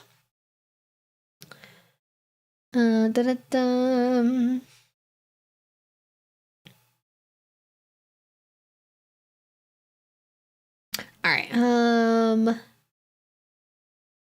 Hi Evie, best wishes from Saarland, Germany. I just saw that you're streaming. Normally I'd be asleep now. Yeah, it's late in Germany. To drop a question, what would you suggest to do if you get a guilt feeling after doing something kinky? Well, Sophia, I have a previous video that I have made on how to deal with guilt and shame during kink and how to get over those feelings. And because you have asked me this, sorry, that was loud. That was me moving stuff. Hopefully the mic didn't pick that up too loudly. Gives me an opportunity to talk about DBT and I'll take it. All right, that is that green. Here we go. Like reading a tarot deck, I end up exactly where I wanted it to be. So this is the DBT card deck, and I pulled this out because it's a really, really quick, easy reference. This is, first of all, you could also watch something from somebody called Brene Brown. She talks a lot about guilt and shame in her work. She has TED Talks. She has lots of blogs available online, but these are the 3 cards in the DBT deck, and here for people who are interested, because people always ask, I will. You get this on Amazon. It's the DBT deck. You don't need this. You don't have to pay for it. You can just Google DBT guilt and shame, and you'll find resources. You don't have to pay for anything. But if you feel like it and you want to, these are the skills that I usually go to for guilt and shame as like a starting point. So essentially what you're doing, this is advising to do is if like, you feel shame after doing kink, which you know isn't justified because you did kink consensually with a partner that you know, and you wanted to do it, and it was something that, you had a good experience in the moment doing. So you know that feeling guilt and shame about it is something that maybe is external going on. You can do opposite to emotion, which is essentially telling you, like, hey, your emotional urge is probably telling you, don't do this thing, hide, run away, don't do it again, don't talk about it, keep it secret, keep it hidden. And for shame, it specifically says, shame pushes people into hiding, not wanting others to know how they are unlovable, damaged, or otherwise unacceptable they fear they might be. Shame operates in the dark, so the opposite action is to come out of hiding, sharing what causes shame with someone who can be accepting and non-judgmental. The other thing for closely related guilt, because oftentimes these feelings are very tied up with each other, for guilt, it says, when you feel guilt for an unjustified reason, coach yourself out of it with your self-talk statements and continue to do the guilty behavior until it no longer causes that emotional reaction. So essentially what you want to do, find supportive people to talk about doing the kinky thing with that you like. So support groups, local community, Discord groups, FetLife groups, somewhere that you can get support from. Like sharing a picture on FetLife of a scene that you did, or like the aftermath is a really great way to get positive affirmation that you did something that was desirable and good and fun. So it's talking to people about the thing that you were doing to find a supportive community. Doing that thing over and over again so your body can see that the emotional fear that you have of like being judged, being rejected, losing people that you love isn't happening. So it can, over time, you can have a lower emotional reactivity to that thing. And then I lost the card. Here we go. And then coaching yourself with self-talk statement. So essentially what that's talking about is like reminding yourself that you are good and you're worthy, and that, especially for kink, I like to emphasize that it's like consensual, it was desirable, everyone involved enjoyed it, I did nothing wrong, I did not violate my values by doing this thing. That's usually what I go for. I've seen that video about 20 times and I love it. Yeah. And I would say if you're kind of walking through those steps and you're still dealing with unresolved guilt and shame, and it's really, really sticky, one is might fade over time the more you do kink. Also asking for reassurance from a partner is really good, because sometimes your brain won't believe you, but it'll believe somebody else telling you that you're fine and okay. And again, asking for verbal reassurance is something to be ashamed of. And also, if it's really intense still, like that's, I think, a moment to actually talk to a mental health professional, because if that's the case, there's probably like deep religious trauma, maybe there was a previous instance of like, humiliation or public shame that happened where, maybe a sibling or a friend or something shamed you about a kink interest that you have, or maybe a past partner did. And so there's a lot more deep emotions tied into that versus like nebulous shame that's kind of, ever present in a society like that. But yeah, shame is poisonous, but it can be dealt with. It can be dealt with. There is an antidote. It's just a lot, but.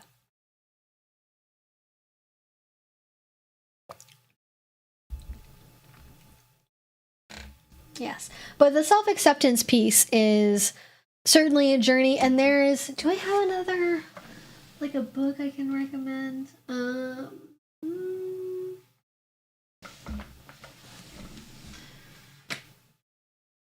I don't know if they have this published in German, but this is a book that I like.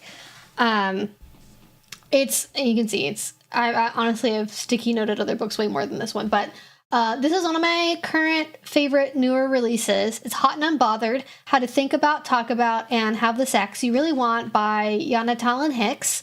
And it's a little, I guess, informal in tone is what I would say. It doesn't really like the other books that I have that are more like kind of detached and professional, but it's a little bit about it is on kink, but it's mostly about like vanilla sexuality and getting comfortable and not feeling guilt and shame about your sexual desires. Like there's a ton of exercises in here that you can do to start to cope with that, and like stories you can hear from other people. And honestly, there's like so much in here that isn't even just about that. I think this is a really, really good book for like boundary setting, like understanding, you know, what things you actually even want to do, you know, reshaping. Honestly, this like section right here, this reshaping negative narratives might also be helpful instead of maybe just going from a DBT type lens, kind of approaching it more from a CBT type lens of like, we're now trying to work through you know, internal narratives that are wonky and reshaping those narratives. And if you're somebody who's dealing with guilt and shame, I think it's always helpful to like introspect about what's causing the guilt and shame, and then like trying to find a way to reframe those narratives so they're more accurate and are in line with your values and aren't like causing you unnecessary pain. But that's obviously easier said than done a lot of the time. I would be so lost without your videos. Thank you so much. Well, you're very welcome, Colleen. I appreciate that. Are there ways to engage in the kink community outside of FetLife? I had a really awful stalking situation. Oh, geez. Where someone managed to get my contact info and my parents. Ooh, that's really bad. And that scared me out of the site. I mean, that is very fair. If you are dealing with a stalker or have had stalking as a result of FetLife, I totally get not wanting to be on the website at all. If you're looking for events, and I'll type this in the chat, just so there's like no like spelling questions or anything. So there is, you can look for, sometimes you can find events on Eventbrite. There's the Bloom community app, which I think has a new name. For events as well. Sometimes on Facebook. You can find events on Facebook. I've heard from other people. I don't have like a ton of personal experience with that, but I have heard from other people that there are things on there. And then there is the mall directory for munches, and local sex boutiques probably have the 411 on events.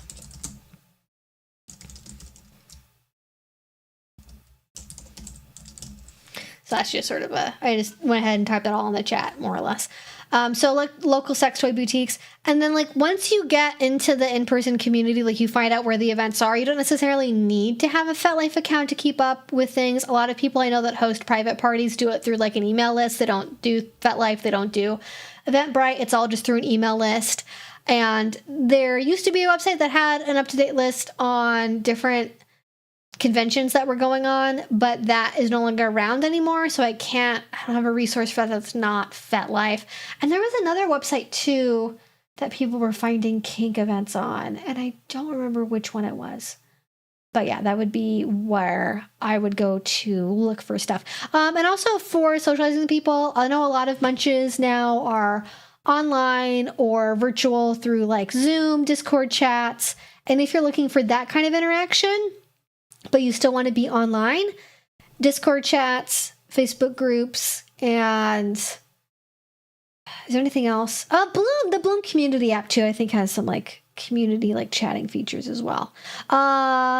I don't think Meetup has any kinky stuff on it because I've looked before, but that's another option.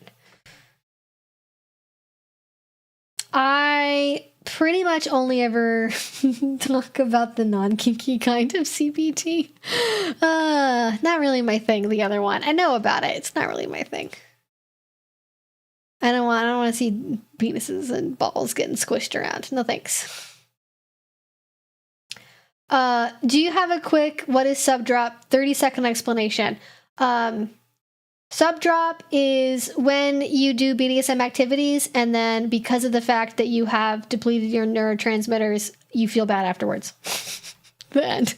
That's the quick and kind of scientific way of describing it. Not the only reason. I could be more thorough with like it's not always related to neurotransmitter depletion, and it's more complicated than that, obviously. But that's the quick one. Or a really quick unscientific explanation is drop is the crummy way that you feel after you do a BDSM scene because it makes you tired. That's the unscientific way of describing it. Yeah, CBT is not DBT. I am aware. When I was talking about like correcting negative narratives, I specifically referenced CBT.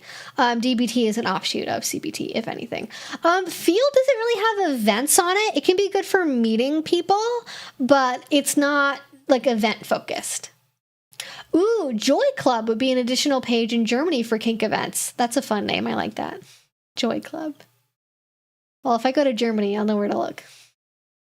I thought about that. I want to go back to, I haven't been on like an international trip in a very long time. It would be nice to pop over to Europe for like a big kink event at some point, but I'm not quite mentally there yet. I'm not prepared to go on that level of a flight again.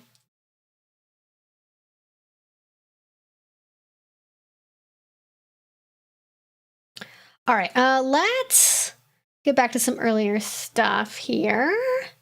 Oh, here we go. Oh, wow, we only have half an hour left already. That flew by.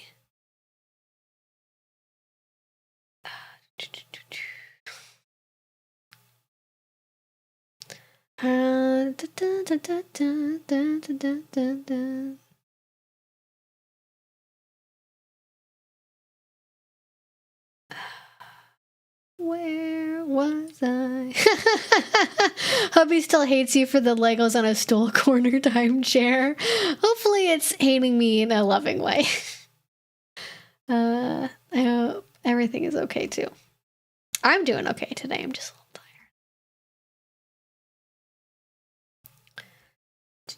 tired. Are you going to do the ASMR? You mean like this?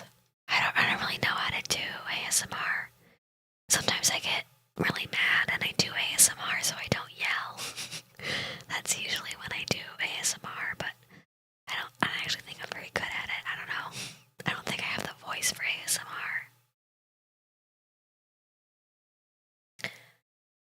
I bound both my legs in Funamomo ties. Do you have any recommendations for people trying to get more into rope? Any courses or things like that? My number one recommendation for if you're getting into rope, especially if you're doing it solo on yourself, is my favorite educational website is called Shibari Study. Again, I'm putting that in the chat so you get the name right there. Shibari Study, I think, is the best paid resource online for rope education. The videos are really high quality. The diversity of material is really good. There's also a number of free informational videos you can get, I think actually both on YouTube and through their website. And they have just grown so much in the last couple of years. They just have gone from being a tiny little like Vimeo site to like now they're like hosting everything, and they just have really good stuff on there, especially if you like that more Japanese inspired bondage. You're going to get a lot of resources on there. Shay also has if you like self-tying, Shay has a book, I think it's Tying and Flying. And that's all about like self-suspension and self-bondage. And that's like, if you like reading books and that's more your speed versus videos, that's another good one to check out too. But my favorite websites are Shibari Study, The Duchy, and anything that Shay Tiziano does, basically. That would be where I would start, and pretty much all of them. They aren't really, I guess they probably have stuff that's video formatted to be like a course, but they're not like online courses. If you do want to look for online courses, there are a couple places that you can go to. So there's, most of them actually are really in Europe. So there's Haus Karada, which is in Germany. There is Studio They spell it weird too. It's like anatomy, their Studio Anatomy, London in the UK. And Marcus and Addie used to do online courses. I don't know if they do anymore. And there's I'm missing one that's in California that's really big. What is the one that's in California that's really big? And like in general on FetLife is what I would say. There's online courses. I don't necessarily have any specific people I would recommend for like online classes. It just sort of depends on what you want to learn and what skill level you're already at. But that would be where I would look. Better Bondage for Everybody is also a good book for a reference point. That's, I would say, maybe more relevant if you are tying other people's bodies, but is a good resource regardless. My ASMR is great. That was like really good ASMR. Well, maybe I'll do it more because actually my voice is a little tired today.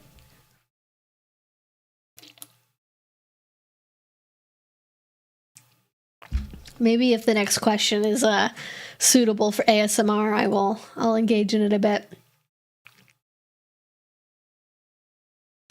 Okay. Is power exchange the new meta? I would say that power exchange is the new meta because everyone keeps talking about it all the time, all over my Twitter timeline, and they don't even realize that they're doing it. Like, I don't know what's happening, but every trans woman on Twitter is a puppy girl that has a cage under her desk, and I don't know when this happened. It just started, I think, a month ago, and now everyone's doing it.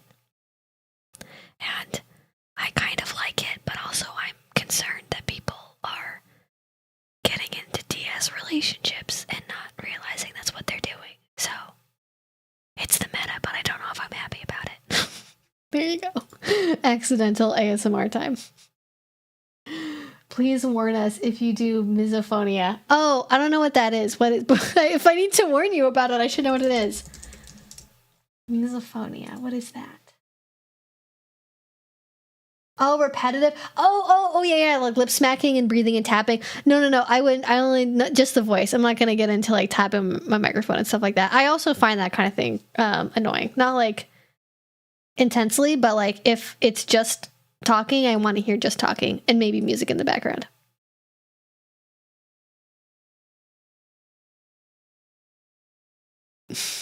I wish I got the tingles. I don't really get the tingles from ASMR. It just makes me feel a little sleepy and relaxed.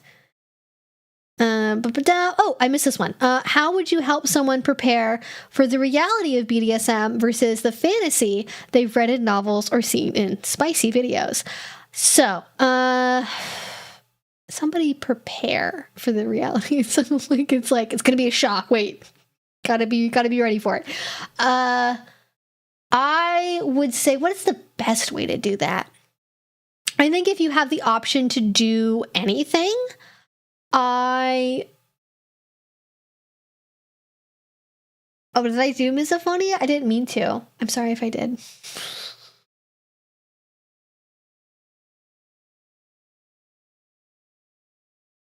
Human-sized cages are nice. Listen, I'm not going to be a hater on cages. I'm just like shocked that that's like, I feel like there's like, the internet is like diverging like this. So there's like a side of the internet that's like afraid of Sabrina Carpenter because you could see her upper thigh like during a stage performance. And then there's like the other side of the internet where I'm like, they're doing like non-sexual, non-BDSM, like self-caging. And I like feel like I'm like, explain. Confusion.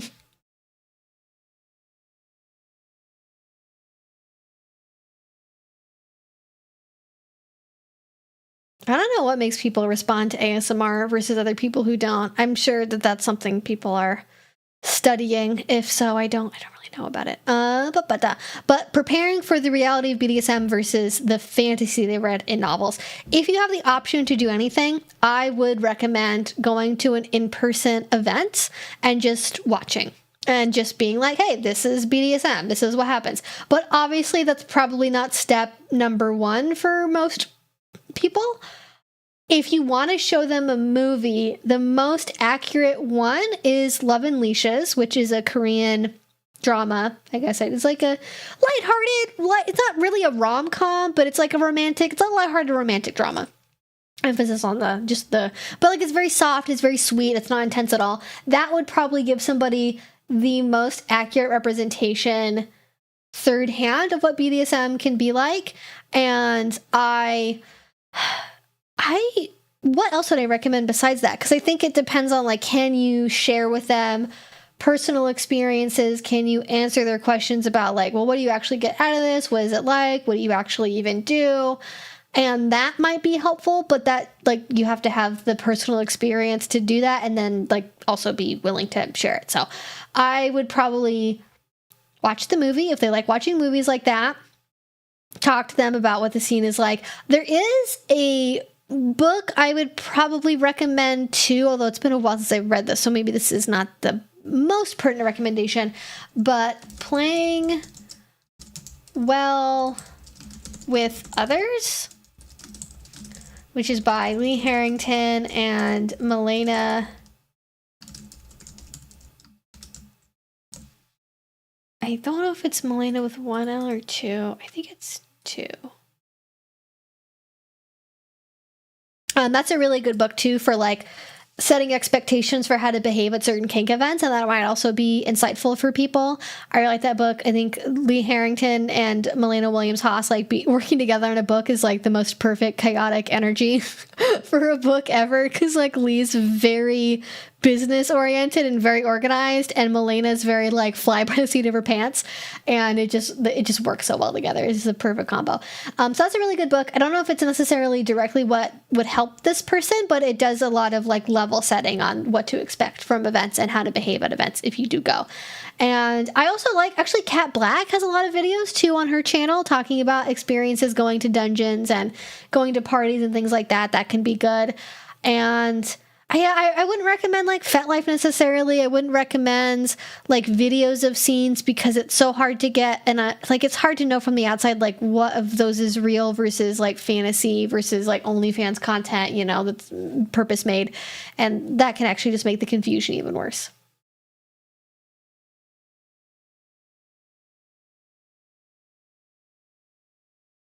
Before listening to you, I never realized that the trans puppy girl and the cis puppy girl communities were distinct. I've been hearing trans girls make puppy girl jokes at least since, like, before 2018.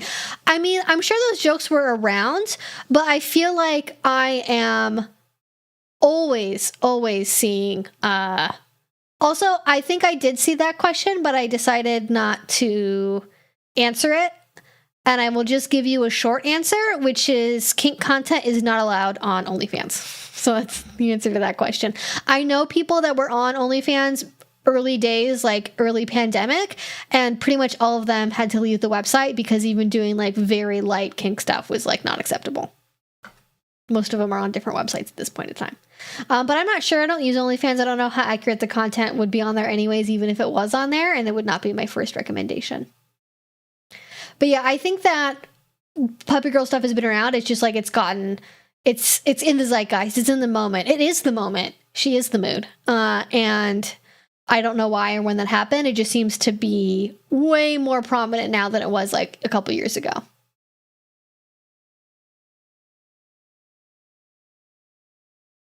I'm pretty happy that ASMR and mukbangs have so strongly diverged. Mukbangs or hearing people eat is like nails on a chalkboard for me. Yes, I'm with you on that. It's not like it makes me, like, I hate, like, actually, you know what? I lied. I do hate it. I don't think it's, like, a phobic level response, but I find it unpleasant, and it makes me, like, uncomfortable to have to listen to people loudly eat food.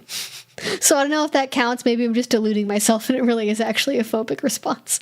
But I don't generally like it. It's not something I would seek out. And I know people say, oh, well, it's, like, it's good for, like, encouraging you to, like, eat and, like, not feel alone when you're eating. And, like, culturally in Korea, it's seen as very shameful to eat alone. And so live streaming, you know, when you're eating with someone, like, helps avoid that social shame of being alone. Like, there's reasons behind it that make sense, but it's still not my thing. I can respect and I can understand. It can also not be my thing. So with that, no, we are at about 15 minutes before the end of the stream. So if you want to make sure your question is answered, I would ask it now. I'm going to get through the next couple of questions that I see just here in order, and then I'll do a little like quick fire round towards the end of like trying to get to as many questions as I can. So if I haven't gotten to your question yet, feel free to retype it. I will try my best to get to it. I can't promise I will, but I will try my best to get to it.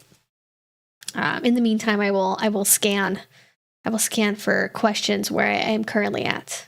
Ooh, usually for me, if I text my Dom, our lights, green, which means go, yellow means slow down, red, which means stop. He'll fully understand and do what he needs to do for me during those times. That's a really good technique too, because it goes along with like how you would use the stoplight system in a scene too. And like, I think it's good to indicate like, oh, I'm just like, I need a little bit of reassurance. Don't like drop everything for me. I just like, can you send me a quick text that like you still like me versus like red alert, I'm floundering, I feel terrible, like warning, warning, warning, I need help right now. And I think that's good to make that distinction too, because like you can't necessarily know ahead of time without communicating it, because you have to talk about it, what's going on. Ooh, what's a good BDSM starter kit for someone trying to get into BDSM? I mean, it really depends what their interests are. Top 5 things I would give to a new person who's like, I want to try BDSM, but I have no idea what I'm into. I'm open to anything. Give me your best shot. This is what I would probably include in that kit. I would include massage oil for sensation play, and for more like erotic play. If they're, God damn it. I lost my chat again. Okay, let me reload that. I think you just have, I was there something running? Oh, I have my video editor opener. That's what it is. I think my video editing software being open alongside OBS is making my computer work too hard, and it's causing internet connectivity problems with YouTube. So I have to fix that. But massage oil, because good for sexual play, good for sensation play, and good for aftercare. What would I do for probably bondage tape for a taste of bondage, because it comes in fun colors, it's customizable, easy to use, not as dangerous as rope, easy to take off. Collar and leash for power exchange, role play stuff, and also more bondage opportunities. Impact play, really hard to pick this because people are so diverse on what they like for impact. What is the middle of the road impact play option that's like relatively easy for beginners? Probably a paddle, but like a good paddle, like a good leather paddle. So not super stingy, not super thuddy. You can use it multiple different ways. It can go with you in your kit. And probably final choice of another thing I would tell someone to pick if I only had 5 things to give to somebody. Gosh, there's so many things. I would probably give them like a big Japanese dish towel, like a tenagui, because you can use it as a gag, a blindfold, restraints. You can use it to tie up somebody's hair. You can use it as a makeshift mask. Really good for a lot of options there. So that's probably what I would pick, but it depends on the person, right? Because if they're like, I think I'm a masochist, I'm going to pick something that's different. If they say, I think I'm into sensation play, more like sensual play, or bondage, or role play, or like, if they give me any kind of direction at all, I would pick different things. That's just the most general overview. I think is going to give you the most bang for your buck and would be most likely to be stuff that you would take forward with you into the rest of your kink journey. But it really depends. Ooh, that is a big question, but an important one. This might be a big question, but I'd be curious about your thoughts on how someone's class position interacts with their ability to participate in kink. I think that's a really big thing. I think in the kink community, we're very focused, at least in the current timeline, it's like a multiverse. I think we're very much focused currently on less of the class issue and more hardship because of racial discrimination and like sex and gender-based discrimination. And I think that those things should be important. I have seen a lot of events that do not have tickets that are lower priced based on income needs, but will give people lower ticket prices based on their, membership to a certain marginalized group. And like, I'm not going to tell people not to do tiered pricing structures, but I do find it interesting when it's like, well, but like, you can be a trans woman who works for Google and makes $250K a year who maybe doesn't need the half price ticket. But maybe somebody who is like a white guy who like stocks shelves overnight at Walmart, like could use a discounted ticket. Like, I think the best policy for stuff like that is just no questions asked. We're going to give 3 tiers for ticket prices. Here's the minimum price. Here's the suggested price, and here's like the benefactor price, and just let people self-sort into whatever category is the best for them, just to make that easy. But I do think there is a really big class component to kink, especially when it comes to keeping dangerous people out of kink, because money opens a lot of doors, and if you happen to be independently wealthy, no one can stop you from making your own dungeon, doing play parties in your private giant house, running your own munch, because when you have money, you have the ability to move, you have the ability to impress people more easily because you can buy all the expensive gear and give yourself the prestige of someone that knows what they're talking about. And that all is, fairly dangerous for the fact that kind of gives like a false sense of security. And I also think that for class stuff, obviously there's always going to be the time component. There's going to be the, hey, you're working 2 jobs. You don't have the time or the spare income to be able to participate in kink, to go to munches, to go to classes, because, for example, like when I lived in Seattle and the dungeon there had a membership-based fee structure, it was pretty expensive for a year-long membership. I want to say it was over $100 for a year of membership. And then on top of that, you still had to pay for every party that you went to. So if you were going to a party every month and you weren't volunteering because you didn't want to work, you wanted to actually be off of work time during your hobby, you'd end up paying like $500 to $800 probably a year total on play parties. And they didn't have anything. They had sort of the, if you email us, like blah, blah, blah. Like they had that kind of thing. But, the more hoops that you put between somebody and the ability to get like needs-based accommodation, the less likely somebody is to take advantage of it. And like there's a level of shame that's inherent in like being somebody who's, seen as being needy that way. So you're always creating more barriers with that than I think is really like kind or feasible, to actually make it work the way that it's supposed to. But yeah, I think there's access issues, even just like paying for parking to go to an event, or the presumption that like, when you go to a munch, you're going to be able to like afford to buy a dinner out at the restaurant, or that, you're going to be able to have all this expensive fancy gear. And like, I am somebody who is on the left side of the political spectrum. And I think that understanding, kink and human sexuality is a pathway that people can use to understand like marginalization, oppression, and I think, help people see more of that structure of life that is like unfair and not based on consent in their everyday lives, as it connects to class in the same way that like with, when you learn about kink, you learn about consent, and you have this new way of thinking about your sexuality, you can open your eyes up to a lot of other things. But I also think that kink offers a lot of opportunities for like alternative, sort of third place structures that are really good for people, as far as like, building, kink communities, building that support network, polycules, things like that. I think that can be an alternative way of, surviving in the modern day and age.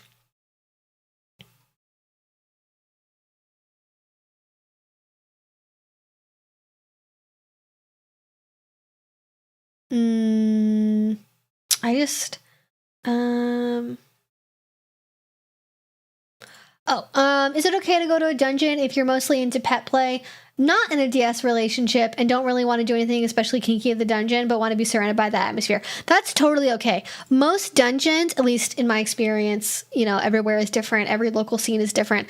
Most dungeons have a pretty sizable amount of people that, for the majority of the time they're there, are not playing. Even if they do one scene the whole night, most of the time they're socializing, they're doing aftercare, they're not actively playing. So at some dungeons, it can be like one person doing a scene for like every 5 people watching, or every 20 people watching even. Conventions, a little bit different because most people are there to play and take advantage of that atmosphere, but it's totally normal as long as you're being respectful to just be there and watch. And I actually think that's a smart idea to do when you're new to a dungeon, is just to go to watch a couple of times before you play. I am glad that answer was satisfactory. How prevalent are disability accommodations at kink events? I never go because of that. Again, it depends on the venue. Certainly like smaller local kink events you're probably going to have to put in a lot more like work on your own to be like, hey, I have this thing and I want this accommodation. And especially when it comes to local dungeons, because of how zoning laws work, a lot of dungeons can only legally operate in parts of the city that tend to be very industrial and are older. So those buildings are not ADA compliant, which means they're not wheelchair accessible and have other issues with them. But beyond just that, maybe they don't have like full restrooms or showers, or they don't have wide enough stalls, so they do have a bathroom and all that stuff. So you end up with kind of like, other issues that build in on top of that. Bandita has fully melted into the blanket. My goodness. To be a dog. But I would say at conventions, it's different. Yeah? What happened, honey? I don't know what that was. But with conventions, for example, with Kinkfest, which is local here, I know that they actually have somebody that coordinates getting people like essentially accommodation cards. And it's like, you don't have to prove anything. You don't have to prove you're disabled enough to need a certain accommodation. You just say what you need and you ask for it. And if it's something you need in advance, like, a translator or, an interpreter or something, that's different. You have to, make sure that they can hire someone in advance if you specifically need that. But like, every year at Kinkfest, I see more effort put into, especially making sure that people that are disabled and have disabilities are more included in the event spaces, including, egress and ingress areas, making it easier and, less burdensome to get accommodations. I saw last year, like a ton of disability accommodation seating, like all over the place. It was all over the place. It was very clearly marked too. And like, I saw more like ASL translators than I've ever seen. I just saw a lot that was there. And I know from people who are working for Kinkfest that they're working on that direction. Not everywhere is that way though. It really just depends on the organization. But I know that some places are really, really good and some places are not so good. It's like, I'd have to look at the specific event to be like, I think they're good at this. But I think it's something that is probably lower down on the priority list for people in the kink community. And I wish it was a lot higher. Like, if honestly, like for me, if I was in the community, let's say I was like running for a leather title, which I don't have any plans to, but just as an example, like I would specifically, as part of my title year, like that would be a really big advocacy thing for me, because I think things like testing and masking are really important to be able to include immunocompromised people in a community space. I think things like advocating for like air filtration is really important, again, for including immunocompromised people in a local scene. And then also things like, fundraising for, making the steps like ADA compliant is just like a no-brainer. Like that should just be something that gets done. But that's a whole other topic. And I will also say too, just on a visibility perspective and seeing other people, every time I go to a convention, I see like multiple guide dogs of all different kinds. I have seen like visual guide dogs. I have seen guide dogs for like diabetic alerts, PTSD, all different flavors of service dogs. And, I don't know, but I've never seen them be disrespected by anyone, staff or otherwise, at these events. I see lots of people using all different kinds of mobility aids. I see all kinds of people in wheelchairs. I see tons of people that are deaf that go to these events. I see, not as commonly, but I do see people that are blind and visually impaired going to BDSM events as well. And like just all different sorts. But, that's only my personal experience. I can't speak to outside of that. But you definitely will find people. That is for sure. I don't know any hotels that were converted from a prison and have kept the prison functionality. I don't know how you would do that legally, but maybe Google. Maybe Google can tell you more about that one. All right, let's see if we can get to one or two more questions here. Good sort of going on with the theme we have here today. I tend to be pretty open about being autistic, especially in kink situations, because it seems to affect me a lot. But many people, after they're told, seem quite put off. Should I still disclose it? Okay. So, I will get to your question to Fanfics Rocks, but I'm going to get to this one first because I just finished reading it. So, my inclination is if they seem put off after being told that you are autistic, that's probably not the kind of person that you want to play with to begin with, because it seems like they have some underlying ableism that they are not addressing, and that's unfortunate. So I probably, and this is, I don't have autism, so like, you'd have to deal with this in your own way, whatever is best for you. But I would think, if I told somebody something about my identity or my health that was important to me, and then afterwards they were like standoffish and put off, I would be like, I don't really know if I wanted to play with that person to begin with. Like, if that would have been a good idea. Like, I have kind of had that happen with asexuality before, where if I tell somebody that like explicitly, like, I'm asexual, that puts people off because they make assumptions about what that means. And then like, it kind of just goes after that. And I would still disclose it, because I think that's important, just for making sure you're playing with people that are going to be respectful to you. It's not about like, oh, you're going to lose opportunities to play, and like that's, in the calculus of what's the best thing to do. I think it's more important to have people that are going to understand you and respect you and not treat you like you're some kind of weird other, versus like getting to do the most number of scenes possible. But I would also say, especially if you feel like it affects you in terms of like communication or in other ways, I'm not sure what that would be, that is also important to disclose regardless, even if you're not specifically saying that it's related to autism and it's just like, I just like don't pick up on these cues, or I need to be communicated to in this specific way. You would be surprised, or maybe you wouldn't be surprised, how many people are like totally okay with stuff when they're told about it as just like a list of things without like the label of autism being attached to it, which is unfortunate, but part of the ableist world that we live in. So that would probably, that's my take on it. But, if anyone is autistic in the chat and would like to contribute to their thoughts on this one and what they personally do, I would love to hear about it, because, I don't have that lived experience. Yep, ADHD here. Yep, that sucks. That sounds like a screening tool. Yes, exactly. Got rid of those ableist play partners. Yep. Good point. Many people seem to go the opposite end, and instead of being put off, seem to fetishize it. I mean, yeah, it's always... yeah, that happens too. Yeah, that's definitely a thing as well. Do cons show up on FetLife? How far in advance typically?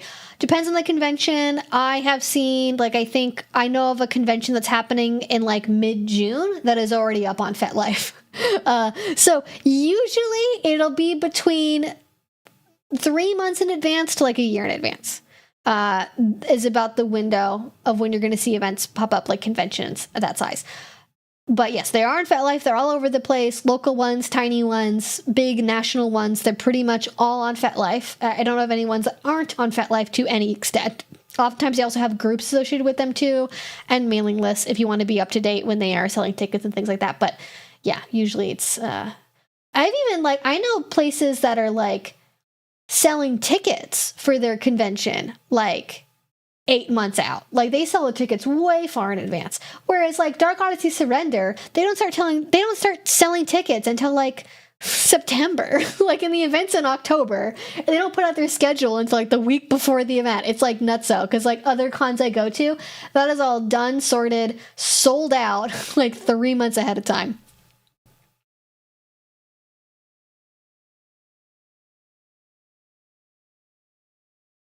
But yeah, they're on FetLife. Okay, last question here. I will get to what Fanfic asked about. For US-based cons, would they provide a buddy-like person system for someone who's coming from overseas and don't know anyone there? For me, I have autism and I'm partly legally blind. I hate that I have to keep saying it depends on the event. I know, for example, that South Plains Leather Fest, which is a very big convention in Texas, it's the one of the top of the line leather conventions in the United States. I know that they do a like newbie orientation, like physically guiding you around the event type thing with people who are new to the event and new to BDSM in general. And that can be really helpful. If you're going to a bigger convention, like you're going to a Dark Odyssey, you're going to a Kink Fest, or like a Test Fest, for example, over on the East Coast. I don't know about all of them because I haven't asked this question, but if you specifically requested that you have a staff member with you at the event to physically help you around the space, I know at Kink Fest, I've seen that happen before, where somebody who is like fully legally blind had somebody who is with them that like helped them navigate the event space. So that I know is an option, at least at some places, but not everywhere. You would have to request it, but it is a possibility. It is, and usually there's like some kind of a protocol for that. But I get to favorite super chats now. I didn't know that I could do that. That's fun. I like that other people get to upvote things, and now I get to heart them. That's nice. Helps me keep track of things I've already answered. Honestly, I think people have autism fatigue. I've seen so many people roll their eyes and say, everyone has autism now. Obviously, I don't agree, but I've seen it a lot. I have not heard anyone say that out loud before, but it isn't surprising to me at all that like there's people out there with the attitude. Because it's like anything that's like, oh my God, everyone has ADHD now. Everyone has autism. Everything, blah, blah, blah, blah, blah. And it's like, okay, well, it's still like 2% of the population, so get a grip. Like, it's like anything that becomes more visible is like suddenly an insurmountable, like, terrible thing. Yeah, exactly. This is what I just said, Kent. Yeah, everyone has that now. It's unfortunate. What cons do you go to? So usually I go to either Dark Odyssey Surrender or Leather Rain. At this point in my life, I'm planning to go to Dark Odyssey Surrender for the foreseeable future because I have a really great time there, and I feel like I have the most room to grow at that convention, whereas Leather Rain, I've been to a bunch, and I kind of like seen what there is to see there. Kink Fest, for sure, I go to every year. That's in Portland, and then Dark Odyssey Surrender is in San Jose, and then the rest of the year is kind of like there's a couple different ones I could go to for summertime stuff, depending on what I'm in the mood for, COVID levels, things like that. So there's Self in Atlanta, which is in June. There is another Dark Odyssey event in Maryland. It's a camping trip. And there's Folsom, which is not really a kink convention, but that's in September in San Francisco. And there was another smaller convention in Colorado I considered checking out at some point. And there used to be like Thunder in the Mountains, which is now like the Guild of Deviated Standards. That's an invite-only one. But it's sad I never got to go to Thunder in the Mountains. But Kink Fest and Dark Odyssey are pretty much for sure. And then the rest of the year, I usually try to do something in the summertime. But it just depends on where I end up like teaching and getting invited to and things like that. So, yeah. So I try to go to about 3 a year. I feel like that's a good pace for me because it's like it takes a lot of time, it takes money, it takes effort, and I have to be willing to deal with the con drop afterwards. So that's usually my schedule, more or less.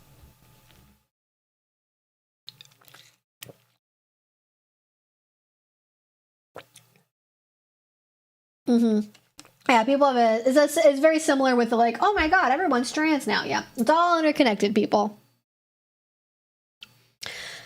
For me, I would need a staff member, a volunteer due to my autism and less than okay social levels, but they could help me move around. Yes, that's what I'm saying is like if you request an accommodation in advance before going to the event, they would assign a staff member to you if you requested that to help you navigate the event space. But whether they can do that depends on the event, but I know that like Kink Fest would be able to do that, and I'm pretty sure Dark Odyssey Surrender would be able to do that. And I like also Self in Atlanta, I'm pretty sure would also do that as well, because they really pride themselves on hospitality and taking care of people. So I think they would do that as well.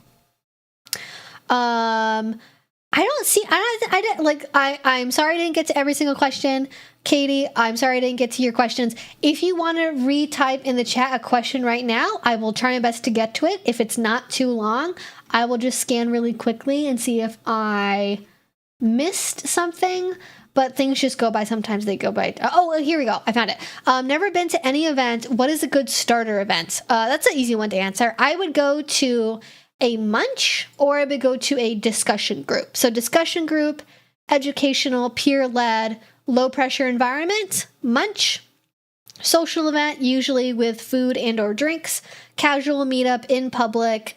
No play happening, also low-pressure social environment. Just for meeting people, getting names and faces, finding more about your local scene. And those are the easiest places to start. They're very like, come in when you want to, leave when you want to.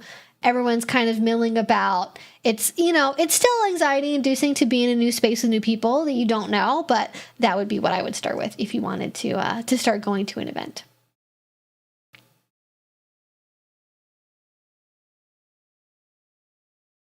Yep, it's always worth asking ahead of time. Advocate for yourself, especially when it comes to accessibility needs, which is, I wish there was like a more, I know some places probably do this, but it would be nice if it was more proactive with like registration. They just like have a like question where it's like, do you need any accommodations? Like, what do those things look like if you need them? And just like make it super easy, not like you have to reach out to them and like, you know, you've got to get that ball rolling. Yeah, drop can happen to anyone that does a scene, but usually people call it subdrop, which is a little bit of a misnomer.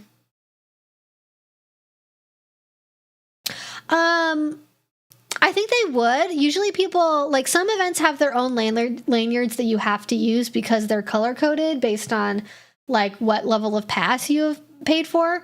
But I have seen at other conventions, I have seen some kind of sticker system or something color coded that's particular to the event to indicate an invisible disability if you want to indicate that for some reason. To at least to the staff members, there's a code. But again, that's like, it depends on the event. I've seen places that don't have anything like that. I've seen events that do. It's individual. America's a big place. Every event runner has a different vision for what they want to prioritize. Ever been to any UK events? I monitor the UK scene. I have been to Torture Garden. I have not been to any. If there's a convention in the UK, I've not been to one. I would like to go to one at some point. That's definitely on my to-do list. But to be honest, I did not have a great experience at Torture Garden, which has not made me want to go back super quickly. I had like, consent issues. Yep.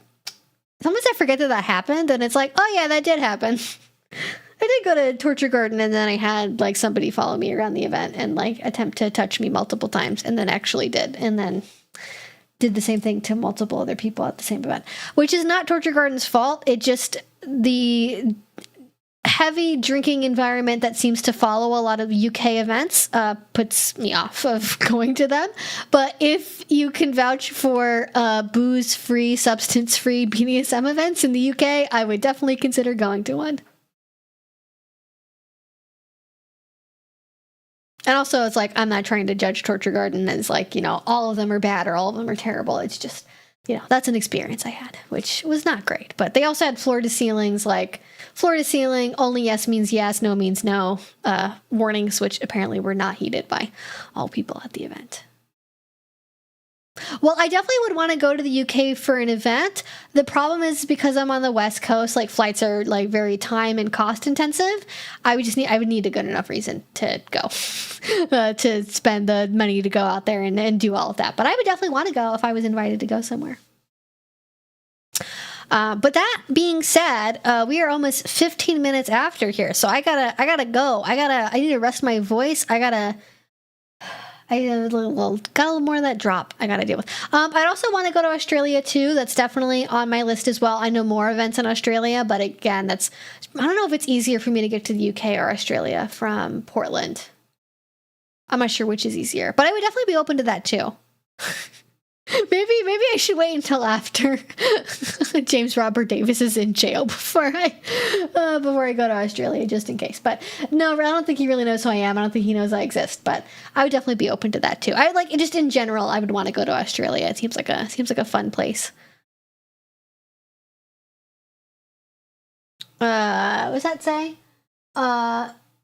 East Coast cons do you go to? So Self is in Atlanta, which I feel like is East Coast.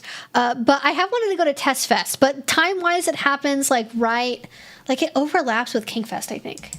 Or it's like really close time-wise to Kink Fest, which is why I don't normally go out there. Yes. Oh, yeah. That's right. It happens over my birthday weekend. That's why I don't go, because it's July 4th to 7th.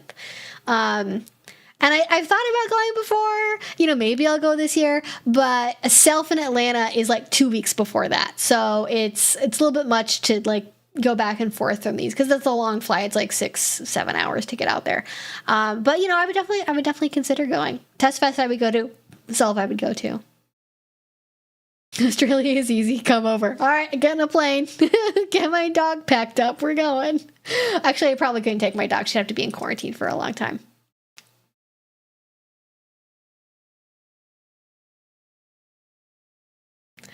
I know. Our chat is very respectful. I love it. We have a great little bunch here. I'm from Australia and I've traveled. Australia's roughly 24-hour flight. England is closer. Yeah. Well, I don't know if that's true from... I mean, I can just look it up. No, not to Austin. I don't want to go to Austin. Austin's fine. I don't want to go back. I'm not jonesing to go back. Yeah, if I went to Sydney, it's a 18-hour flight. Yeah, I'd have to be there. I'd have to make a whole vacation out of it. I'd have to be there for like a couple weeks, I think, to deal with that level of time zone fuckery. And then what is it to London? Let's see here. Probably 10 hours. Oh, wow, it's longer. Oh, no, wait. Nonstop is almost exactly 10 hours. It's 9 hours and 40 minutes.